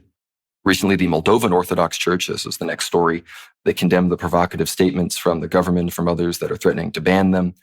The Holy Synod of the Moldovan Orthodox Church issued a statement yesterday responding to provocative and denigrating messages circulating in public discourse. The statement reads, "The Synod of the Orthodox Church of Moldova takes note with deep concern of unfriendly and denigrating statements against the OCM, which is the Orthodox Church of Moldova. Our church considers these actions unjustified, unfounded, and dangerous for the spiritual unity of the people of the Republic of Moldova. In this context, the Synod makes the following decisions. They say that the Orthodox Church of Moldova is not a Russian church. The Orthodox Church of Moldova is free and independent in its governments. The Orthodox Church of Moldova has never positioned itself against the path of development chosen by the Moldovan state." And it goes on and, gives more details about this. And again, we're very close with Archbishop Markel and some other Moldovan clerics. So I was there in Moldova recently covering the persecution there, which is getting worse and worse. Not quite to the level of Ukraine, but it's sort of, almost about to reach that point. So we got to pray for the church in Moldova. It continues to be persecuted by the powers of NATO, the EU, and Zog. And finally here, this is the headline from Ortho Christian, and I'll throw it to Dmitry. It says, "The SBU has targeted over 200 clerics of the canonical Ukrainian Orthodox Church since 2022. So Dmitry, what are the updates on the persecutions in Ukraine? So one of the really big updates, I think that's quite curious, is Metropolitan Arsenius of Svyatogorsk is at the moment being held on really vague SBU-led charges. So now the SBU has essentially held him in custody in Dnipro. Of course, this is one of the capitals of, we have to just call it what it is, Hasidic Judaism. Basically, it's very symbolic that one of the leaders of the leading Orthodox monastery is being held in this particular city. And of course, they've been holding him in custody. And, we just need to remind our listeners, since April 2024, so more than a year at this point, 19 months or so, like it's actually absolutely absurd. And he actually, initially, he looked very healthy. He's, of course, not too old of age, but just recall Patriarch Tikhon, actually, not even Metropolitan, but when he was elected as Patriarch of Moscow, and when he passed away from the psychological stress that the Bolsheviks put upon him, and he, of course, is seen as a martyr for the faith, as a new martyr, he was only 61 years of age. So younger than most of our grandparents probably listening to this show. And yet, look how elderly he looked in the photograph. So Metropolitan Arsenius of Svyatogorsk, we have to keep him in our prayers because he's suffering, I think, very similar ordeals to those new martyrs who suffered under the Bolsheviks, whilst at the moment being located in some unknown Ukrainian prison essentially behind enemy lines, with the Russians unable to rescue him as they approach his home monastery to liberate that from, of course, these evil forces. And, just to sort of add some more humiliation to the canonical Ukrainian Orthodox Church, someone in the city of Kiev, and again, I don't know who these people are, members of the canonical church, again, these weird, like the Kiev Theological Seminary continues to create these Kol events during a war, during a time of persecution, and inviting poor Metropolitan Onufry, who has been stripped of his Ukrainian citizenship, right? And the SBU just today released an official statement calling for his arrest. This is not like a trolling statement. Imagine if the FBI published your photograph on their website, for example, and you're just a regular American citizen claiming that, you need to be arrested soon. I mean, it's just more, of course, weight on his shoulders. And Metropolitan Onufri looked extremely tired in this footage. He's invited to some sort of 90-year anniversary event of his predecessor, Metropolitan Vladimir, who passed away just before the Maidan happened in 2013. And he's just there, standing there, looking very weary and tired. And guess who's giving the presentation at this bizarre, unnecessary event? It's, of course, the infamous Matushka Serafima, the very liberal, pro-Banderite, pro-NATO, canonical Orthodox nun, who obviously, because she's a mother, she's a leading abbess of, I'm suspecting, some sort of monastery, even though we've never seen her at a monastery. We've seen her in more interview rooms and, essentially InfoWars-style studios than in a monastery itself. And she's a great publisher of works and apparently spiritual books in Ukraine. The most famous woman in the Ukrainian Orthodox Church is what they call her. She basically makes the very strange statement to Metropolitan Onufri, almost taunting him. It's very bizarre. She says, since the time of Metropolitan Hilarion of Kiev, so this is in the 1100s AD, there's never been such a growth of orthodoxy as under you, Metropolitan Onufri. And it's like, I'm sorry, what are you talking about? If anything, the Ukrainian Orthodox Church has been losing members. 2,000 plus parishes have been stolen from it. So again, and he's listening to this, and obviously he can't reply because he's surrounded by these pro-Ukrainian seminarians, other bishops, and it's just completely, again, psychological warfare is currently being conducted on all of these pious bishops of the canonical church. Horrifying. But there is some good news actually in Mariupol, Conrad, which you've only recently visited. They were actually going through the rubble of an Orthodox church that was destroyed somewhere, I believe, close to Azovstal. And they found a completely unscathed, untouched, literally the church was almost completely collapsed, icon of St. George, the victory bearer, the great martyr, of course. And this particular icon of St. George, now they're basically almost referring to it as a miracle working icon. There's the priests in Mariupol are going to be conducting a special service in the honor of this particular saint. And it's just, quite a gracious event, finding an icon in a church where everything else was completely eradicated and destroyed. So really awesome. I mean, these things continue happening, right? Like people, Russians are, these little spiritual gems are, of course, occurring. Like Russians, of course, found that rare icon of the Theotokos from hundreds of years ago, just on the shores of the Azov Sea a few months ago. And these stories keep coming around, I think, to improve the faith of the people who are involved in them, and maybe even for us who are listening. And what's really interesting is the opposite side of the angle, right? So the Roman Catholics in Ukraine, and they're a small minority, but they are fighting ferociously for the Zelensky regime, led by, of course, the Ukrainian Archbishop of Kiev and Galicia, Shevchuk. So this is the Roman Catholic Uniate Bishop of Kiev.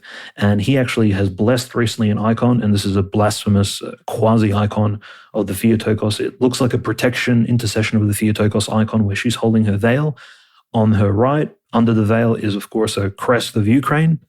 And on the left is a crest of the Ukrainian Aviation Brigade, Brody, which is, I suppose they're the ones flying the F-16s.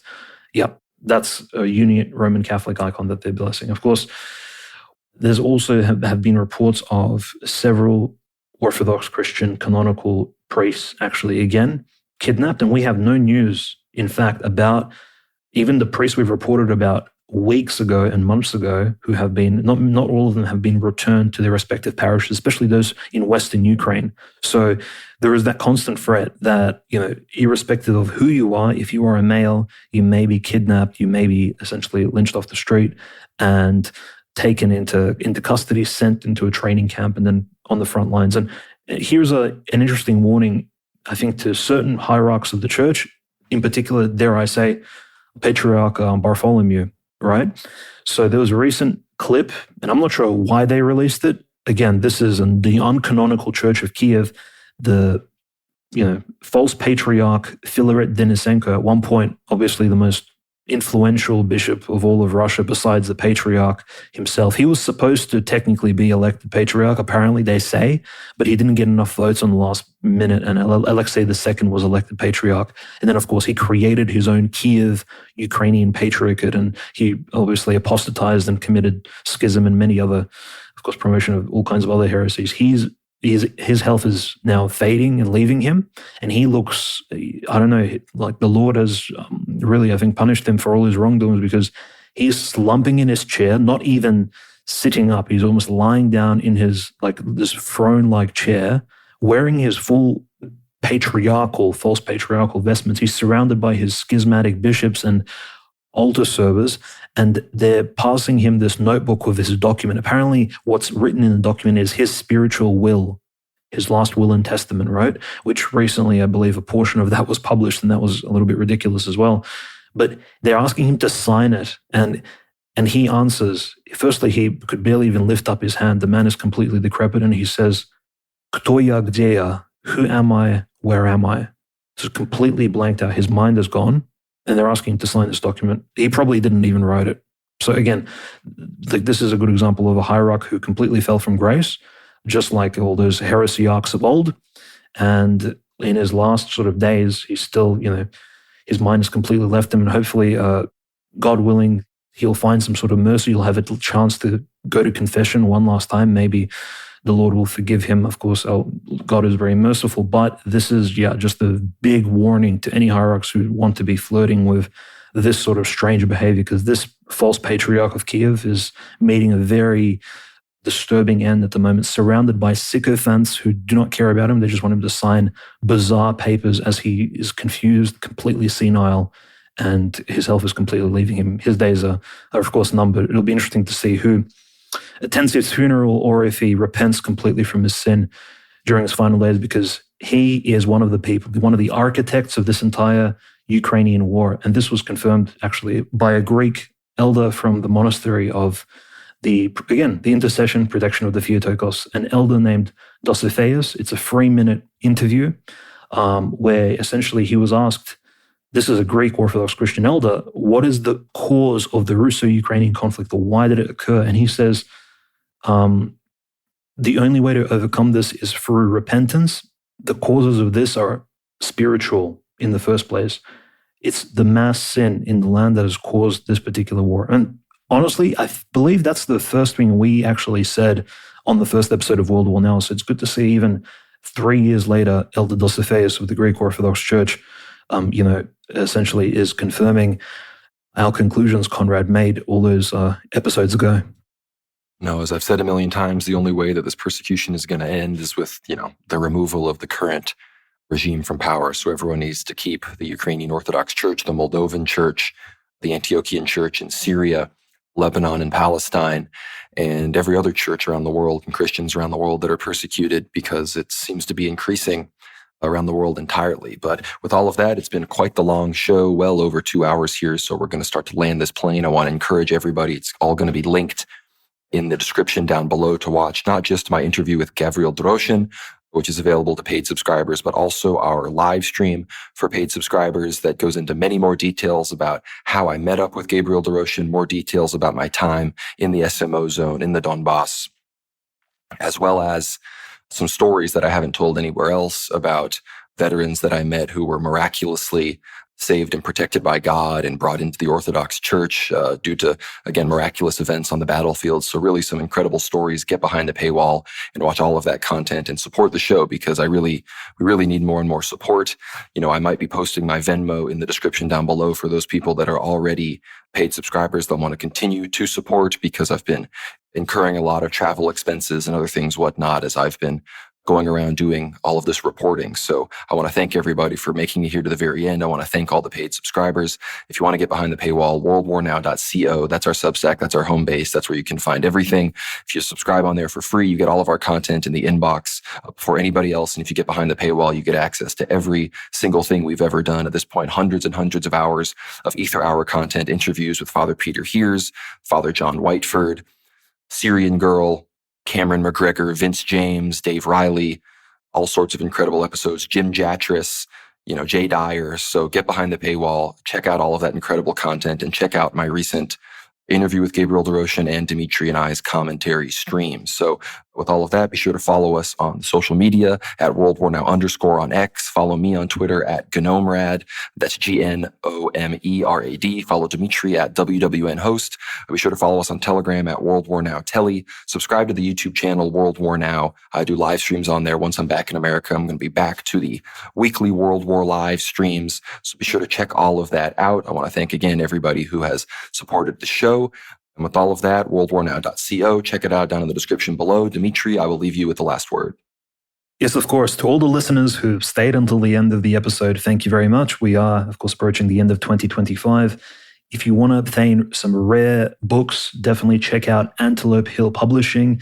There will be a link in the description. Our code WWN in all caps will get you 10% off of some of those amazing publications available literally perhaps only on Antelope Hill Publishing. So check that out. Absolutely awesome. Thank you everyone for your support, and God bless.